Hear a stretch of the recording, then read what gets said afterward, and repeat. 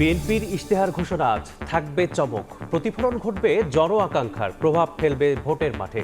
নয়াপল্টনে তারেক রহমানের শেষ নির্বাচনী জনসভা ৮ ফেব্রুয়ারি। যারা পরিবারতন্ত্র কায়েম করতে চায় তারাই আইডি হ্যাক করে মিথ্যাচার করছে, দাবি জামায়াত আমিরের। ভোটে অনিয়ম ঠেকাতে নেতাকর্মীদের কেন্দ্র পাহারা দেওয়ার আহ্বান। নির্বাচনের ফল ঘোষণার দেরির সুযোগ দেখছেন না বিশ্লেষকরা। প্রশ্নের মুখে পড়ার আশঙ্কা, নষ্ট হতে পারে পরিবেশ।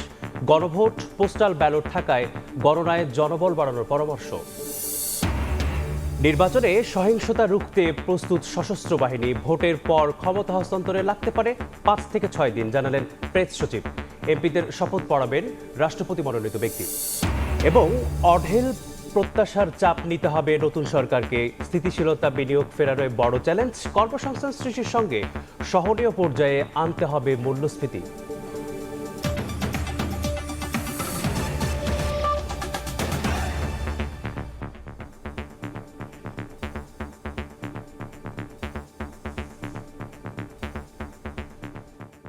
ভোরের সময় সঙ্গে আছি আমি মিসবাহুল আলিফ।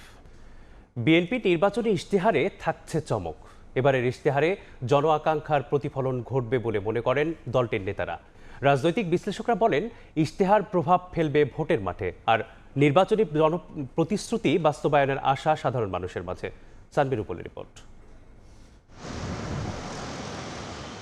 বহু প্রত্যাশার ত্রয়োদশ জাতীয় সংসদ নির্বাচন বাকি আর সপ্তাহখানেক। এরই মাঝে লড়াই জমে উঠেছে ভোটের মাঠে। রাজনৈতিক দলগুলো নানা প্রতিশ্রুতি নিয়ে এখন ভোটারদের দ্বারে। জুলাই অভ্যুত্থানের পর গণতন্ত্রের এই যাত্রায় রাজনৈতিক দলগুলো এবার অনেক হিসেবি, যার প্রভাবও দেখা যাচ্ছে দলগুলোর ইশতেহারে।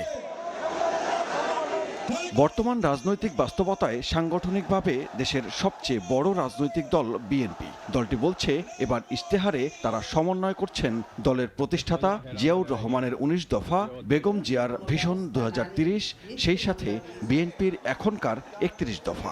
দল হিসেবে, জনসম্পৃক্ততা দল হিসেবে বিএনপি সবসময় চেয়েছে একটি বাস্তবমুখী এবং টেকসই নির্বাচনী ইশতেহার প্রণয়ন করতে, যেখানে আমাদের যে পরিকল্পনাগুলো থাকবে সেগুলো প্রত্যেকটাই শতভাগ বাস্তবায়নযোগ্য হয়। এমনভাবে দেশটাকে নতুনভাবে গড়ে তোলা, যেখানে দেশের প্রতিটি শ্রেণী এবং পেশার মানুষের অন্তর্ভুক্তিমূলক উন্নয়ন হবে, ভাগ্যের পরিবর্তন হবে। আমরা বিশ্বাস করি শতভাগ জন আকাঙ্ক্ষার প্রতিফলন ঘটবে এবং জনগণ আরও বেশি ক্ষমতায়িত হবেন, আর্থিকভাবে আরও বেশি স্বনির্ভর হবেন এবং রাষ্ট্রীয়ভাবে আমরা ইনশাআল্লাহ আরও বেশি সুরক্ষা নিশ্চিত করতে পারবো। বিএনপির ইশতেহারের ঝুলিতে থাকছে ফ্যামিলি কার্ড, কৃষি কার্ডের মতো বেশ কিছু প্যাকেজ আছে। চিকিৎসা, শিক্ষার মতো খাতগুলোতে ব্যাপক পরিবর্তনের ইঙ্গিত। মাহাদি আমিন বলছেন, এবার বিএনপি সরকার গঠন করতে পারলে সর্বোচ্চ গুরুত্ব দেয়া হবে তরুণদের কর্মসংস্থানে, দূর করা হবে উন্নয়ন বৈষম্য। মেগা প্রজেক্ট, মেগা করাপশন, এই সংস্কৃতি থেকে আমরা বেরিয়ে আসতে চাই। সুতরাং সেই সব উদ্যোগে গ্রহণ করব যেখানে সত্যিকার অর্থে জনমানুষ উপকৃত হয় এবং গ্রামীণ পর্যায় পর্যন্ত, তৃণমূল পর্যায় পর্যন্ত যেন প্রত্যেকে আরও বেশি ক্ষমতায়িত হন। রাজনৈতিক বিশ্লেষকরা বলছেন, দলগুলোর ইশতেহারে জনগণের মৌলিক অধিকারের বিষয়গুলো কতটুকু গুরুত্ব দেয়া হচ্ছে তা গুরুত্বপূর্ণ। তারা মনে করেন, দুর্নীতি রোধ, সুশাসনের প্রতিশ্রুতি ভোটারদের কাছে টানবে। প্রধানমন্ত্রী এবং মন্ত্রীরা যে শপথ নেবে, সঙ্গে সঙ্গে আমাদের প্রতি তাদের যে অ্যাকাউন্টেবিলিটি হয়ে গেল, সেই অ্যাকাউন্টেবিলিটি তাদের বজায় রাখতে হবে এবং জনগণের কাছে জবাবদিহিতা প্রতি মোমেন্টে, প্রতিদিনে, প্রতি ঘন্টায় তাদের দিতে হবে। রাজনৈতিক বিশ্লেষকরা বলছেন, শুধু প্রতিশ্রুতি নয়, থাকতে হবে ইশতেহারের বাস্তবায়নের সুনির্দিষ্ট রূপরেখা। সানবির রূপল, সময় সংবাদ, ঢাকা। নির্বাচনের আগে ৮ ফেব্রুয়ারি নয়াপল্টনে বিএনপির শেষ জনসভায় বক্তব্য রাখবেন দলটির চেয়ারম্যান তারেক রহমান। বৃহস্পতিবার সকালে বিএনপির কেন্দ্রীয় কার্যালয়ে যৌথ সভা শেষে এ কথা জানান দলটির সিনিয়র যুগ্ম মহাসচিব রুহুল কবির রিজভী। বৃহস্পতিবার সকালে বিএনপির কেন্দ্রীয় কার্যালয়ে যৌথ সভার আয়োজন করে বিএনপি। সভা শেষে সাংবাদিকদের সঙ্গে কথা বলেন বিএনপির সিনিয়র যুগ্ম মহাসচিব রুহুল কবির রিজভী। নির্যাতন সহ্য করেছেন।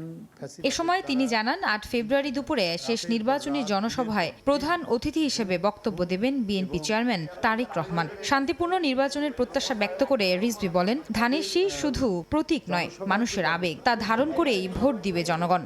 আমাদের সর্বশেষ জনসভা, যেখানে প্রধান অতিথি হিসেবে দলের চেয়ারম্যান জনাব তারেক রহমান সাহেব উপস্থিত থাকবেন, ৮ই ফেব্রুয়ারি রবিবার হচ্ছে বলে। হ্যাঁ, ভেন্যু একই থাকবে, এই পার্টি অফিসের সামনে। এদেশের জনগণ ধানের শীষকে একটি আবেগ মনে করে, এই আবেগেই ধারণ করেই এদেশের জনগণ ধানের শীষ প্রতীকে আগামী 12ই ফেব্রুয়ারি ভোট দেবে। এদিন দুপুরে শিল্পকলা একাডেমিতে বাংলাদেশ জাতীয়তাবাদী সামাজিক সাংস্কৃতিক সংস্থার নির্বাচনী প্রচারণামূলক গান উদ্বোধনী অনুষ্ঠানে প্রধান অতিথি হিসেবে বক্তব্য দেন রুহুল কবির রিজভী। বলেন, বিএনপিকে মিথ্যা অপপ্রচারের মাধ্যমে মাথা নত করানো যাবে না। যারা গণতন্ত্রের জন্য আপসহীন সংগ্রাম করলো, যারা গুপ্ত এবং সুপ্ত হয়ে আওয়ামী লীগের বোরখার নিচে যারা থাকেনি, আওয়ামী লীগের আবরণের মধ্যে যারা থাকেনি, যারা সত্য এবং নয়কে সুস্পষ্টভাবে রৌদ্রালোকের মধ্যে যারা বলেছে, তাদের বিরুদ্ধে আজকে কেন জানি মনে হচ্ছে সুপরিকল্পিতভাবে এক ধরনের মিথ্যা প্রোপাগান্ডা চালানোর চেষ্টা চলা। এদিন নির্বাচনী প্রচারণামূলক আরও 5টি গান উদ্বোধন করেন বিএনপির এই নেতা। আয়েশা সিদ্দিক সামিয়া, সময় সংবাদ, ঢাকা। যারা পরিবারতন্ত্র কায়েম করতে চায় তারাই আইডি হ্যাক করে মিথ্যাচার করছে বলে দাবি করেছেন জামায়াত আমির ডাক্তার শফিকুর রহমান। ভোটে অনিয়ম ঠেকাতে নেতাকর্মীদের কেন্দ্র পাহারা দেওয়ারও আহ্বান জানান তিনি। নওগাঁ, চাঁপাইনবাবগঞ্জ, রাজশাহীতে নির্বাচনী জনসভায় বক্তব্য রাখেন জামায়াত আমির। শাহিন আলমের প্রতিবেদন।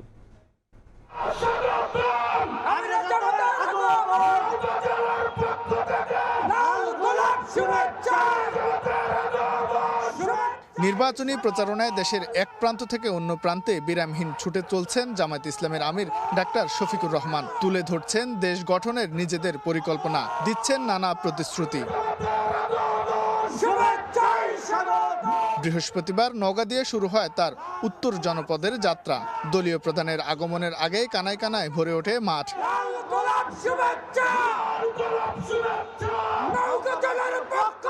বক্তব্যে জামায়াতের আমির বলেন, যারা পরিবারতন্ত্র কায়েম করে গোলাম বানাতে চায় তারাই তার এক্স অ্যাকাউন্ট হ্যাক করে মিথ্যাচার করছে। 11 দলীয় জোট ক্ষমতায় গেলে মাস্টার্স পর্যন্ত নারীদের পড়ালেখার খরচ সরকার বহন করবে বলে প্রতিশ্রুতি দেন তিনি। যারা এই দেশে জনগণের সরকার চায় না, যারা দলীয় পারিবারিক গোষ্ঠীতান্ত্রিক সরকার চায়, যারা এই দেশকে গোলাম বানিয়ে রাখতে চায়, তারা আমার উপরে মিসাইল নিক্ষেপ করেছে। ছাত্রীদের জন্য আমাদের অঙ্গীকার, মাস্টার্স পর্যন্ত তারা সম্পূর্ণ সরকারি খরচে লেখাপড়া করবেন ইনশাআল্লাহ। পরে চাঁপাইনবাবগঞ্জের জনসভায় যোগ দিয়ে জামাত আমির বলেন, 12ই ফেব্রুয়ারি পুরনো রাজনীতিকে লাল কার্ড দেখাবে দেশের মানুষ। মানুষ বিগত 54 বছরের শাসন হোক আর অপশাসন হোক তা দেখেছে, ওইটা দেখতে দেখতে ক্লান্ত হয়ে পড়েছে। এবার বাংলাদেশের জনগণ পরিবর্তন চায়, পুরনো বন্দোবস্তের রাজনীতি আর দেখতে চায় না।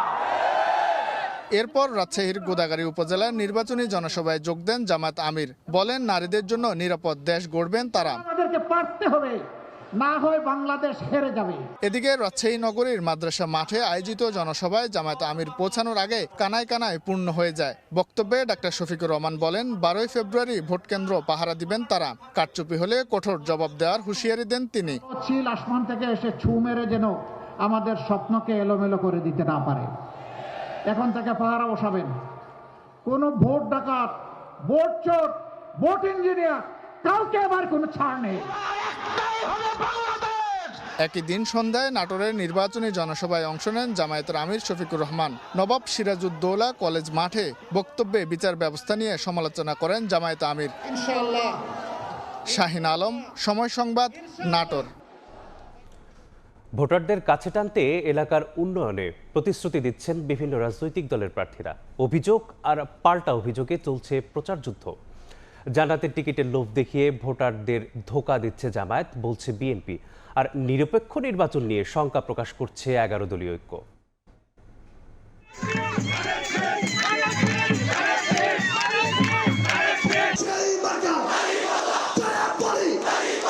নির্বাচনের বাকি আর মাত্র 6 দিন, প্রচারণায় ব্যস্ত প্রার্থীরা। জোরে সোরে ভোটের প্রচার চালাচ্ছেন ধানের শীষের প্রার্থীরা। এবারে নির্বাচনে জালিয়াতি ও জবরদস্তি হবে না বলে আশা প্রকাশ করেন বিএনপি মহাসচিব ও ঠাকুরগাঁও 1 আসনের প্রার্থী মির্জা ফখরুল ইসলাম আলমগীর। বেহেশতের টিকিটের লোভ দেখিয়ে জামায়াত ভোটারদের ধোঁকা দিচ্ছে বলে অভিযোগ করেন নোয়াখালী 1 আসনে বিএনপি প্রার্থী ব্যারিস্টার মাহবুব উদ্দিন খোকন। কালো টাকা ছড়িয়ে নির্বাচনে নাশকতার ছক করা হচ্ছে অভিযোগ করেন ফরিদপুর 4-এর প্রার্থী শহীদুল ইসলাম বাবুল। নেত্রকোনা 1 আসনে প্রচারণা চালান বিএনপি প্রার্থী ব্যারিস্টার কায়সার কায়সার কামাল। ধর্মভিত্তিক রাজনীতি করেন, তাদের মধ্যে একটা অপচেষ্টা খেয়াল করা যায়, তারা ধর্মকে পুঁজি করে রাজনীতি করতে চাচ্ছে। কোনো একটা নাশকতা, একটা আশঙ্কা আমরা করতেছি এবং এখানে প্রচুর কালো টাকার ব্যবহার, লুটের টাকার ব্যবহার হচ্ছে, সেটা একজন স্বতন্ত্র প্রার্থীর পক্ষে দৃশ্যত। ঘরে ঘরে যাই 5-7 জন মহিলা পাঠায়, আজ বলে বেসা লাগবে ভাই, বেসা লাগবে। এইবার ভোটটাতে কোনো জালিয়াতি, চাতুরি, জবরদস্তি কোনো কিছু হওয়ার সম্ভাবনা নাই। পাড়া মহল্লা দাপিয়ে বেড়াচ্ছেন 11 দলীয় ঐক্যের প্রার্থীরাও। নির্বাচনী ইশতেহার ঘোষণা শেষে খুলনা 5 আসনে জামায়াত প্রার্থী মিয়া গোলাম পরোয়ার অভিযোগ করেন প্রচারণায় বাধা দেয়া হচ্ছে। নরসিংদী 1 আসনে প্রচারণায় দাঁড়িপাল্লার প্রার্থী বলেন একটি দল কেন্দ্র দখলের হুমকি দিচ্ছে, জনগণ তা প্রতিহত করবে। পঞ্চগড় 1 আসনে শাপলাকুলির প্রার্থী সার্জিস আলম ভোটারদের কাছে গিয়ে দেন নানা প্রতিশ্রুতি। অত্যাচার করে নির্যাতন করেও ভোট পেয়ে ক্ষমতায় যায়, সে তখন আর মানুষকে মানুষ মনে করবে না। বিভিন্ন জায়গায় আসনের প্রার্থীদের উপরে হামলা করা হচ্ছে, আসনের কর্মীদের উপরে হামলা করা হচ্ছে। প্রচারণায় পিছিয়ে নেই স্বতন্ত্র প্রার্থীরাও। প্রতিদিনই নিজ প্রতীকে ভোট পেতে চষে বেড়াচ্ছেন নির্বাচনী এলাকা। খাদিজা স্বপ্না, সময় সংবাদ। রাজধানীতে নির্বাচনী প্রচারণায় ব্যস্ত সময় পার করছেন প্রার্থীরা। বিএনপির প্রতি মানুষের ভালোবাসার প্রতিফলন ঘটবে 12 ফেব্রুয়ারি বলছেন বিএনপি প্রার্থীরা। অন্যান্য দলের প্রার্থীরা আচরণবিধি লঙ্ঘন করলেও ইসি পদক্ষেপ নিচ্ছে না বলে অভিযোগ 11 দলীয় ঐক্যের।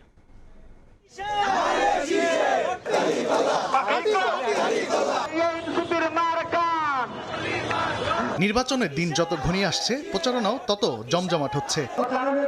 বৃহস্পতিবার বিকেলে রাজধানীর কামরাঙ্গীরচরে ঢাকা 7 আসনে জনসভা করেন বিএনপি প্রার্থী হামিদুর রহমান হামিদ। এতে প্রধান অতিথি হিসেবে যোগ দেন ঢাকা 2 আসনের বিএনপি প্রার্থী আমানুল্লাহ আমান। নির্বাচন বানচালের ষড়যন্ত্র হচ্ছে বলে অভিযোগ করেন। গণতন্ত্রের বিরুদ্ধে, নির্বাচনের বিরুদ্ধে ষড়যন্ত্র চলছে, কিন্তু জনগণ গ্রহণ করবে না। রাজধানীর মোতালেব প্লাজায় ব্যবসায়ীদের সঙ্গে মতবিনিময় সভা করেন ঢাকা 8 আসনের বিএনপি প্রার্থী মির্জা আব্বাস। প্রশাসনে থাকা জামায়াতের লোকেরা ভোটের ফলাফল ঘুরিয়ে দিতে পারে বলে অভিযোগ করেন তিনি। এদিন দুপুরে রাজধানীর আব্দুল গনি রোডে প্রচারণায় ঢাকা 8-এর 11 দলীয় ঐক্যের প্রার্থী নাসিরউদ্দিন পাটোয়ারি অভিযোগ করেন একটি দল ভোটারদের ভয় দেখাচ্ছে। মানুষের সাথে আলহামদুলিল্লাহ ভালো রেসপন্স আছে, মানুষের সাথে কথা বলতেছে, তারা একটা পরিবর্তনের স্বপ্ন দেখছে, কিন্তু ওরা একটা আশঙ্কাজনক অবস্থায় আছে যে ভোট কেন্দ্রে আসলে ওরা ভোট দিতে যাইতে পারবে কিনা। প্রতিটি জায়গায় প্রশাসনে যারা নাকি এই নির্বাচনে ভাগ্য নিয়ন্ত্রণ করবে, নির্বাচনের জনগণ ভোট দেবে, সেই ভোটের ফলাফল তারা ঘুরিয়ে দিতে পারে। ঢাকা 14 আসনে বিএনপি প্রার্থী ইঞ্জিনিয়ার সানজিদ ইসলাম তুলি গণসংযোগে বলেন বিএনপির প্রতি মানুষের ভালোবাসার প্রতিফলন ঘটবে 12 ফেব্রুয়ারি। একই আসনের জামায়াত প্রার্থী ব্যারিস্টার আরমান মিরপুরে গণসংযোগ করেন। স্বতন্ত্র প্রার্থী সহ অন্যান্য দলের প্রার্থীরা আচরণবিধি লঙ্ঘন করলেও ইসি ব্যবস্থা নিচ্ছে না বলে অভিযোগ করেন তিনি। উদ্দেশ্যমূলকভাবে ছোট ছোট প্রতিবন্ধকতা সৃষ্টি করার চেষ্টা করা হচ্ছে, কারণ মানুষ জানে জনগণ ধানের শীষকে ভালোবাসে। এমপি সাহেবদের কাছে জবাবদিহিতার কোনো উপায় নেই। এই জন্য আমাদের সবার প্রথম ওয়াদা হচ্ছে প্রত্যেক 6 মাস পর পর সরকারি কত বরাদ্দ আসলো এবং সেই বরাদ্দ কোথায় ব্যয় হলো এটা আমরা জনসমক্ষে প্রকাশ করবো ইনশাআল্লাহ। এদিন ঢাকা 17 আসনে বিএনপি চেয়ারম্যান তারেক রহমানের পক্ষে নির্বাচনী প্রচারণা চালিয়েছেন বিএনপি চেয়ারম্যানের উপদেষ্টা আব্দুস সালাম। বলেন ভোট কারচুপি ও ভোট কেনার চেষ্টা হলে প্রতিহত করা হবে। কেউ যদি কারচুপি করতে চায়, কেউ যদি ভোট কিনতে চায়, তাদেরকে আইনের হাতে সোপর্দ করবে। এদিন গুলশান নাভানা টাওয়ার এলাকায় তারেক রহমানের পক্ষে নির্বাচনী প্রচারণা চালায় জাতীয়তাবাদী প্রচার দলের নেতাকর্মীরা। তানভীর হাসান মেঘ, সময় সংবাদ, ঢাকা। কর্মঘণ্টা কমানোর প্রস্তাব নারীদের কর্মসংস্থানে বাধা সৃষ্টি করবে বলে মনে করছেন বিএনপির স্থায়ী কমিটির সদস্য ও কক্সবাজার 1 আসনের বিএনপি প্রার্থী সালাউদ্দিন আহমদ। বৃহস্পতিবার রাতে পেকুয়া উপজেলার মগনামা ও উজানটিয়া ইউনিয়ন বিএনপির যৌথ আয়োজনে মগনামা উচ্চ বিদ্যালয় মাঠে আয়োজিত জনসভায় তিনি এ মন্তব্য করেন। এছাড়া কার্ড কর্মসূচি নিয়ে সমালোচনার জবাবে তিনি বলেন, এসব কর্মসূচি প্রতারণা নয়, সরকারের সক্ষমতা থাকলে জনগণের জীবনমান উন্নয়নে এ ধরনের উদ্যোগ বাস্তবায়ন সম্ভব। যাদের কোনো পরিকল্পনা নেই তারাই এসব নিয়ে অপপ্রচার চালাচ্ছে।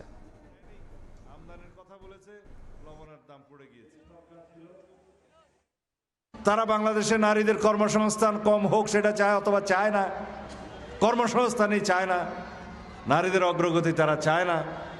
অথচ আমার নেত্রী দেশনেত্রী বেগম খালেদা জিয়া এই নারীদের শিক্ষার উন্নয়নের জন্য, অগ্রগতির জন্য অবৈতনিক নারী শিক্ষা প্রচলন করেছিলেন। তারা বলছে তাদেরও নাকি একজন মুক্তিযোদ্ধা আছে দলের মধ্যে, না জোটের মধ্যে।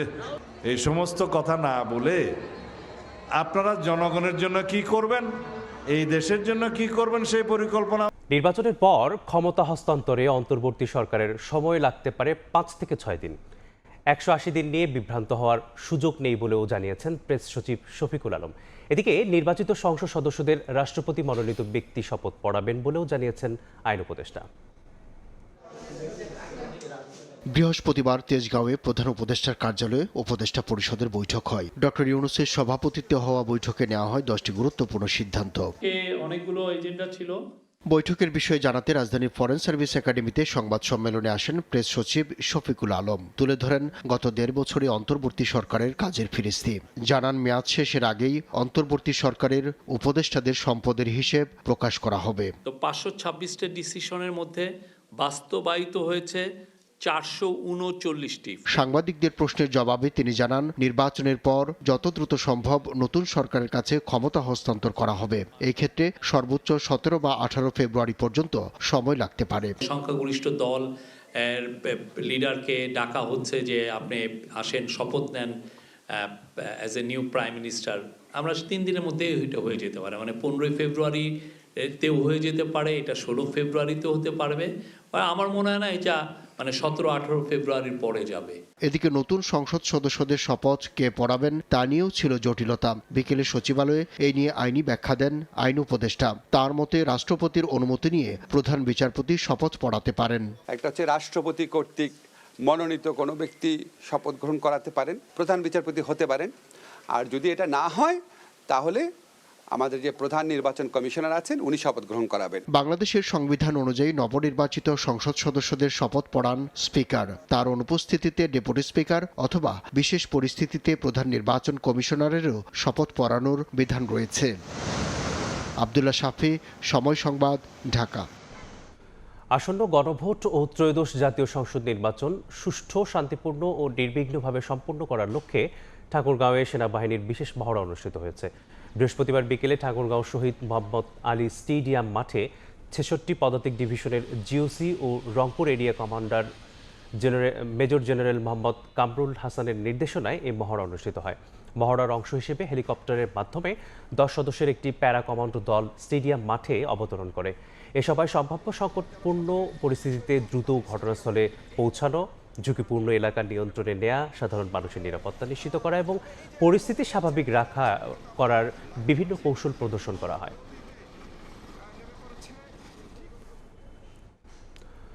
অবাধ, সুষ্ঠু, নিরপেক্ষ ও উৎসবমুখর পরিবেশে নির্বাচন ও গণভোট আয়োজন করতে সম্পূর্ণভাবে প্রস্তুত আইনশৃঙ্খলা বাহিনী। নির্বাচনে শান্তিপূর্ণ পরিবেশ নিশ্চিতে তাই সশস্ত্র সবগুলো বাহিনীর সঙ্গে যোগ দিয়েছেন বিভিন্ন জেলা প্রশাসন এবং আনসার ও গ্রাম প্রতিরক্ষা বাহিনীও।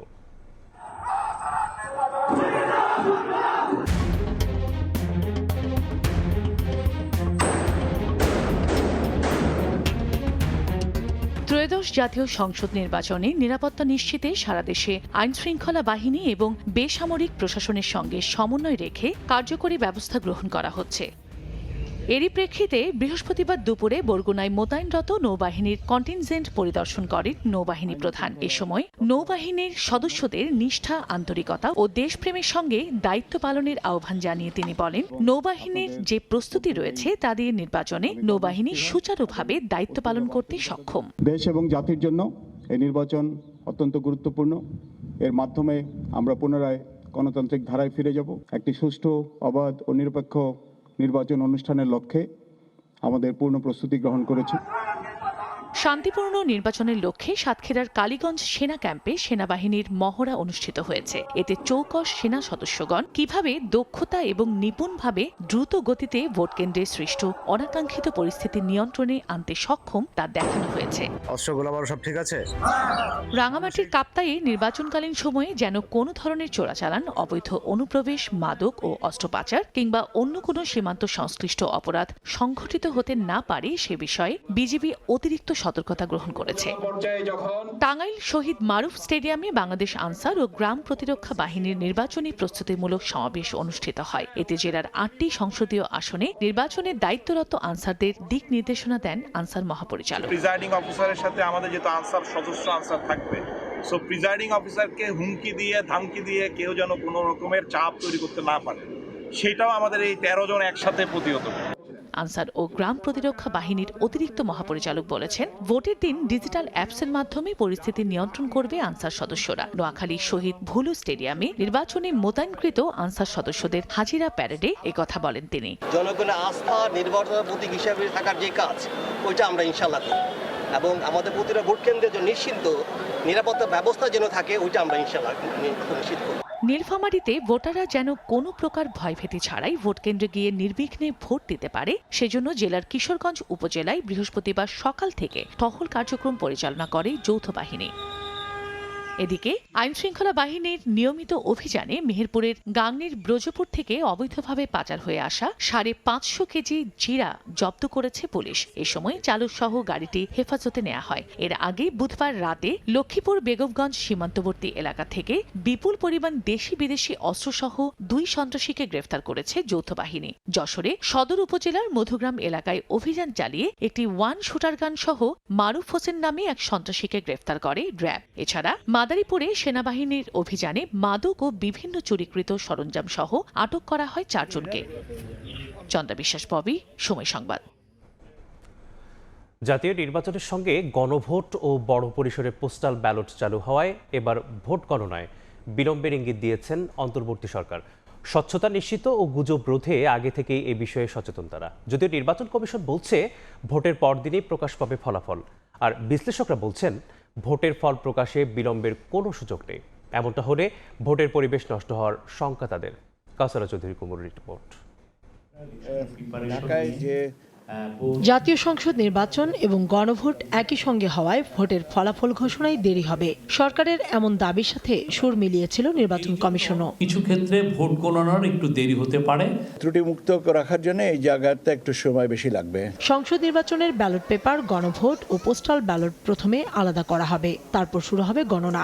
এমন যুক্তি দিয়ে তারা বলছে ফলাফল তুলনামূলক দেরি হবে এবার। তবে এই অজুহাত মানতে নারাজ নির্বাচন সংশ্লিষ্টরা। বলছেন জনবল বাড়িয়ে দিলেই স্বাভাবিকের তুলনায় আরও আগেই ফলাফল ঘোষণা সম্ভব। গণভোটটা আলাদা করে কাউন্ট করতে পারি, পাশাপাশি জাতীয় সংসদটা দুইটা একই সাথে যদি চালানো যায় এবং রিটার্নিং অফিসার তার পোস্টাল ব্যালটগুলো কাউন্ট করে ফেললো, তাহলে কিন্তু খুব একটা বেশি সময় লাগবে বলে মনে হয় না। বিশেষজ্ঞরা বলছেন দীর্ঘদিন পর ভোট দেওয়ার সুযোগ পেয়েছেন সাধারণ মানুষ। এ পর্যায়ে ফলাফল ঘোষণায় বিলম্ব হলে প্রশ্নের মুখে পড়বে সব আয়োজন। সারা দেশে দেখা দিতে পারে বিশৃঙ্খলা। যত দেরি করবে তত উত্তেজনা বাড়তে থাকবে।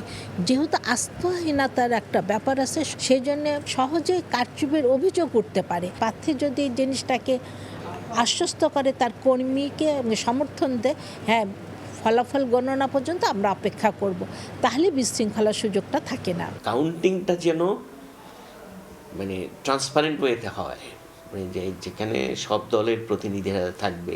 তবে সরকারের তরফ থেকে বলা হয়েছে ফলাফল ঘোষণায় অনিয়মের কোনো সুযোগ নেই। এই সময়ের মধ্যে যে কোনো ধরনের গুজব ছড়িয়ে পড়া ঠেকাতে আগে থেকেই ব্যবস্থা নিয়েছে সরকার।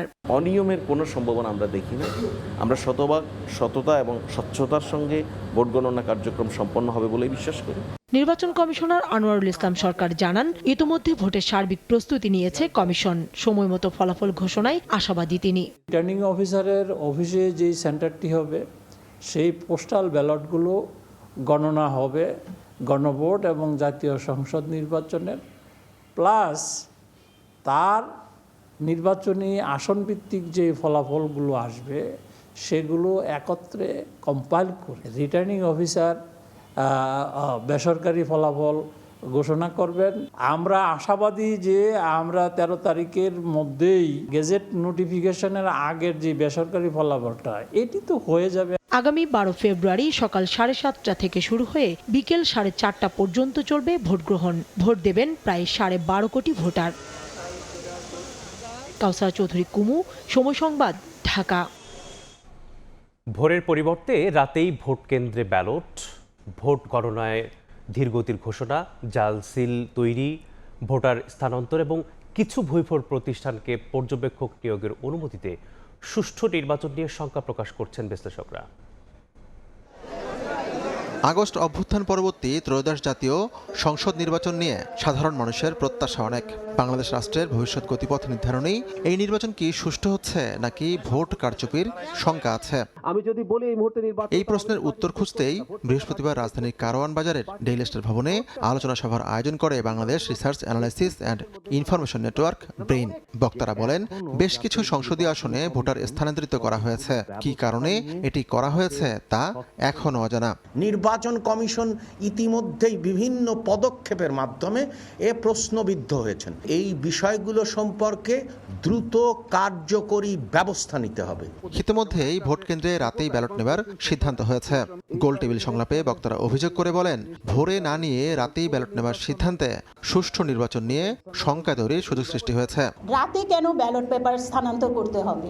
এই নির্বাচন বিশ্লেষকের মতে, ভোটের ফল দিতে দেরি হলে সুষ্ঠু ভোট নিয়ে শঙ্কা তৈরি হবে। ইলেকশন কমিশনের এই ক্ষেত্রে একদম আসন ভিত্তিক বলে দেওয়া উচিত ছিল যে আমরা এই আসনে এতটা স্থানান্তরিত করেছি। ভোট দেবার সিল উদ্ধার হলো, কিন্তু কমিশনের পক্ষ থেকে জোরালো কোনো উদ্যোগ নেই বলেও অভিযোগ করেন বক্তারা। ভোট দেওয়ার সিলটা আসলে কেন পাওয়া যাবে? এটা কি শুধুমাত্র স্থানীয়ভাবে একজন নেতা করছেন, নাকি এটার কোনো না কোনো রকমের প্ল্যানের অংশ? তারা বলেন, পর্যবেক্ষক নিয়োগ নিয়েও নানা ধরনের অভিযোগ আছে।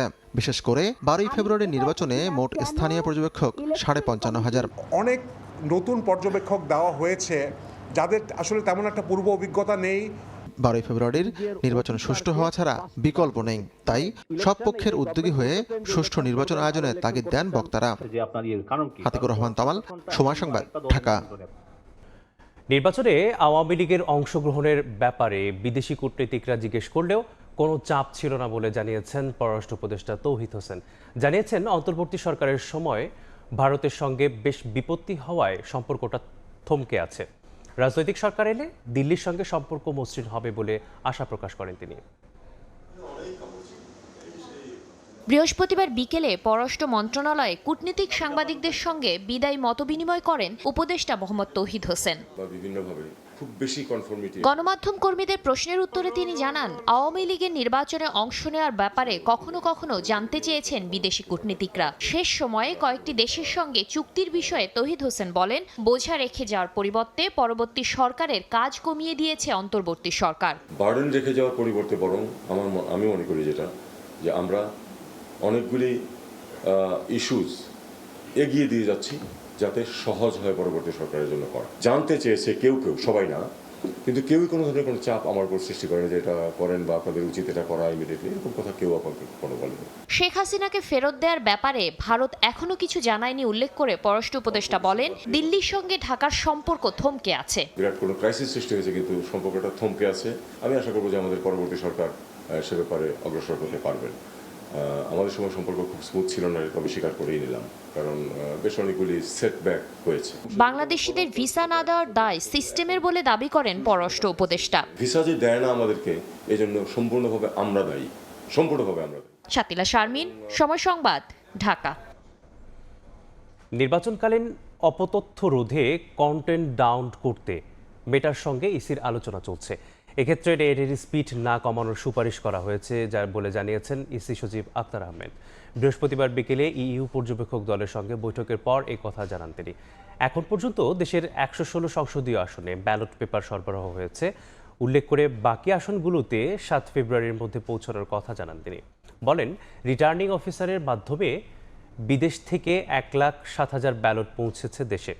এদিকে সিইসির সঙ্গে বৈঠকে আসন্ন নির্বাচনে নারী, সংখ্যালঘু সহ সম্প্রদায়ের অংশগ্রহণের প্রত্যাশার কথা জানায় ইউরোপীয় ইউনিয়ন।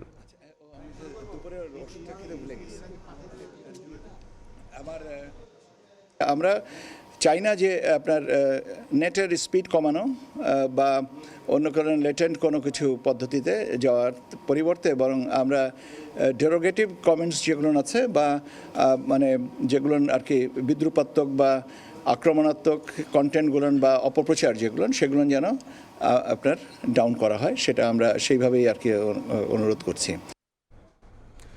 নির্বাচন সুষ্ঠু, নিরাপদ ও প্রভাবমুক্ত রাখতে ঢাকা 13 আসনে যৌথ ফুড পেট্রোল কর্মসূচি হাতে নেওয়া হয়েছে। সেনাবাহিনী, ঢাকা মেট্রোপলিটন পুলিশ ও র্যাবের যৌথ উদ্যোগে এই কর্মসূচি বাস্তবায়ন করা হচ্ছে। বৃহস্পতিবার বিকেল 4টা থেকে 6টা পর্যন্ত মোহাম্মদপুর 3 রাস্তা মোড় থেকে থানা এলাকা পর্যন্ত গুরুত্বপূর্ণ সড়ক ও জনসমাগম স্থলে যৌথ ফুড পেট্রোল পরিচালিত হয়। সার্বিক আইনশৃঙ্খলা পরিস্থিতি স্বাভাবিক রাখা, ভোটারদের মধ্যে ভয়ভীতি দূর করা এবং শান্তিপূর্ণ নির্বাচনী পরিবেশ নিশ্চিত করার লক্ষ্যে এই কার্যক্রম। আইনশৃঙ্খলা বাহিনীর সদস্যরা বিভিন্ন গুরুত্বপূর্ণ পয়েন্টে উপস্থিত থেকে নিরাপত্তা তৎপরতা জোরদার করেন। এতে জনগণের মধ্যে স্বস্তি ও আস্থা সৃষ্টি হয়েছে বলে জানান সেনাবাহিনীর বসিলা ক্যাম্পের কমান্ডার মেজর কাজী সাদি। তিনি বলেন, নির্বাচন কার্যক্রম শেষ না হওয়া পর্যন্ত যৌথ নিরাপত্তা কার্যক্রম অব্যাহত থাকবে। জামায়াত আমির ডক্টর শফিকুর রহমানের এক্স অ্যাকাউন্ট হ্যাকের ঘটনায় গ্রেপ্তার হওয়া বঙ্গভবনের সহকারী প্রোগ্রামার মোহাম্মদ সরওয়ারে আলমকে জামিন দিয়েছে আদালত। রাজধানীর হাতিরঝিল থানায় সাইবার সুরক্ষা আইনে করা এই মামলায় শুনানি শেষে ঢাকার অতিরিক্ত চিফ মেট্রোপলিটন ম্যাজিস্ট্রেট আওলাদ হোসাইন মাহমুদ জুনায়েদের আদালত এ আদেশ দেন। এর আগে 3 ফেব্রুয়ারি রাতে মোহাম্মদ সরওয়ারে আলমকে আটক করে ঢাকা মহানগর গোয়েন্দা পুলিশ। সরওয়ারে আলম বঙ্গভবনের রাষ্ট্রপতি কার্যালয়ের সহকারী প্রোগ্রামার হিসেবে কর্মরত।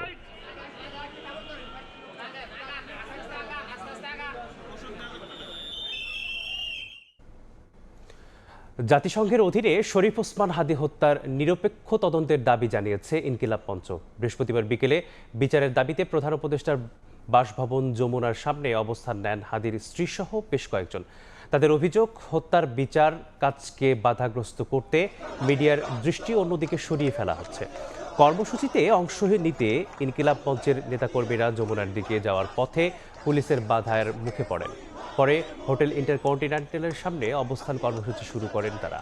আজকের মধ্যেই জাতিসংঘের কাছে চিঠি ইস্যু করার দাবিও জানায় ইনকিলাব মঞ্চ। সংগঠনের সদস্য সচিব আব্দুল্লাহ আল জাবের বলেন, সুষ্ঠু নির্বাচন এবং বিচারহীনতার সংস্কৃতি থেকে বেরিয়ে আসতে হাদী হত্যার বিচার জরুরি। পরবর্তীতে যেহেতু কাজ সেটি যেন জাতিসংঘের অধীনে, জাতিসংঘের তত্ত্বাবধানে শহীদ ওসমান হাদীর হত্যার তদন্ত করতে হবে। সরকারকে সুস্পষ্টভাবে বলতে হবে যে আগামীকাল অথবা আজকে এই সময়ের মধ্যে আমি জাতিসংঘকে চিঠি পাঠাবো এবং বাংলাদেশে একটা সুষ্ঠু নির্বাচন হওয়ার জন্য, বাংলাদেশে যাতে আর বিচারহীনতার সংস্কৃতি চালু না হয়, শহীদ ওসমান হাদীর হত্যার বিচার এবং একটা সুষ্ঠু তদন্ত হওয়া অত্যন্ত গুরুত্বপূর্ণ। এইটাকে নিয়ে কোনো ধরনের আড়াল করবার যদি চেষ্টা করা হয়, এই শুক্রবারে এখানে জনসমুদ্রে পরিণত হবে। রাঙামাটি পার্বত্য জেলা। রৌদ, পাহাড় আর সবুজ প্রকৃতির জন্য এই জেলার খ্যাতি শুধু দেশেই নয়, পৌঁছে গেছে বিদেশেও। বহু জাতি, বহু ভাষা আর বহু সংস্কৃতিতে সমৃদ্ধ এই জেলা। অপার সম্ভাবনা থাকার পরও রাষ্ট্রীয় উদ্যোগ ও পরিকল্পনার অভাবে বিকশিত হয়নি পর্যটন খাত, গড়ে ওঠেনি কোনো শিল্প কলকারখানাও। ফলে অর্থনৈতিক সূচকে রাঙামাটির অবস্থা তলানিতে। হেফাজত সবুজের তথ্য ও রাজীব দাসপোনার ছবি নিয়ে রিপোর্ট।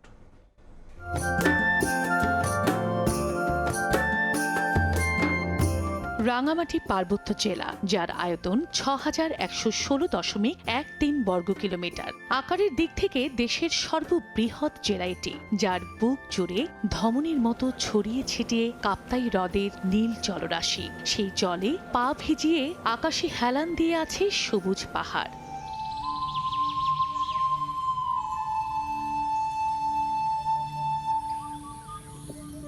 পাহাড়ি অঞ্চল হওয়ায় এ জেলায় চাষযোগ্য জমির পরিমাণ একেবারেই কম। জুম চাষ, বনজ সম্পদ, মৎস্য আহরণ ও পর্যটন নির্ভর এ জেলার অর্থনীতি। প্রকৃতির মোহনীয় রূপের পরও বিকশিত হয়নি পর্যটন খাত।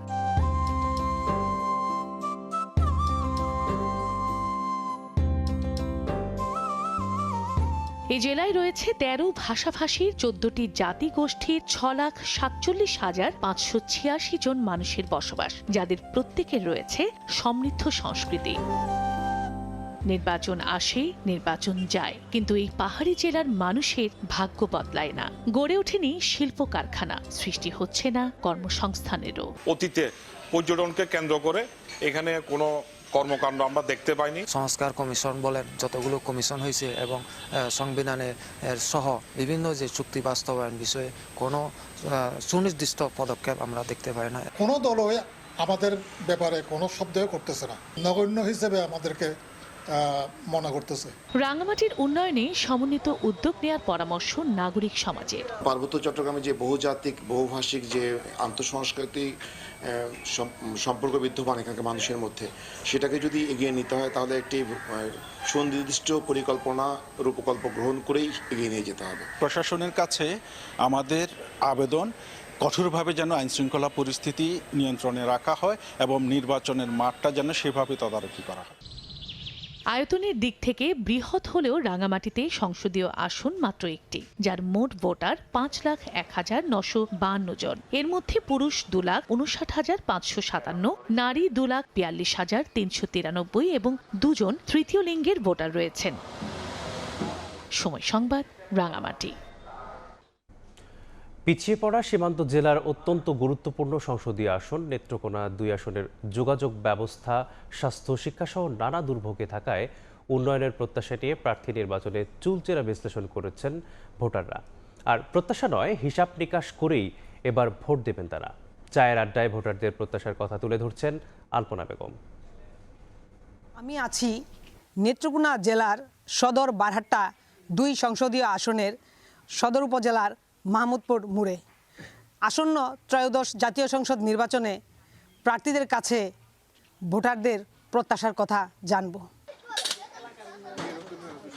বর্ষাকাল আইলে আমরা ভয় করে এই রাস্তায় এদের হাঁটলে। আমরা প্রত্যাশা হইল যে কুটিডি কারেন্টটা কুটিডি দেওয়া আমরা হইলো একান্ত প্রয়োজন। কালীবাড়ি মোড় হইতে বাইপাস পর্যন্ত রাস্তাটা আমরা পুরোপুরিভাবে চাই। দয়া করে আমাদের রাস্তাটা যে করে দিবে আমরা তার প্রতি আমরা সন্তুষ্ট প্রকাশ করব।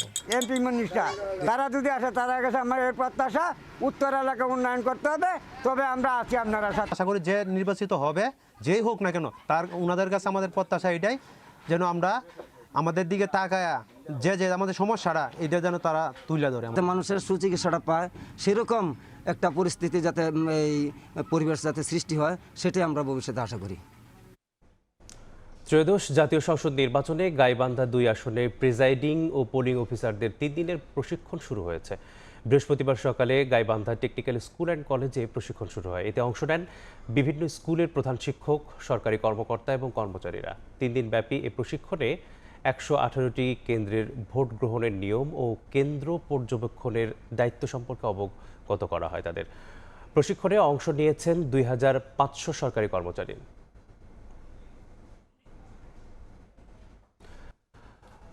মাদারীপুরে কিশোরদের গ্যাং কালচার বা সংঘবদ্ধ অপরাধের ভয়ঙ্কর চিত্র ফুটে উঠেছে।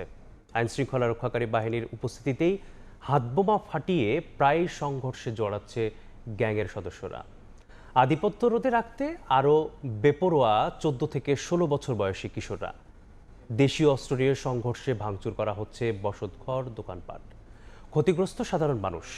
এমন পরিস্থিতিতে পুলিশ বলছেন প্রতিরোধ প্রয়োজন, এজন্য প্রতিরোধের প্রয়োজন সামাজিক আন্দোলন। এ নিয়ে বিস্তারিত জানাচ্ছেন সঞ্জয় কর্মকার অভিজিৎ, ছবি তুলেছেন সাদাত আকন।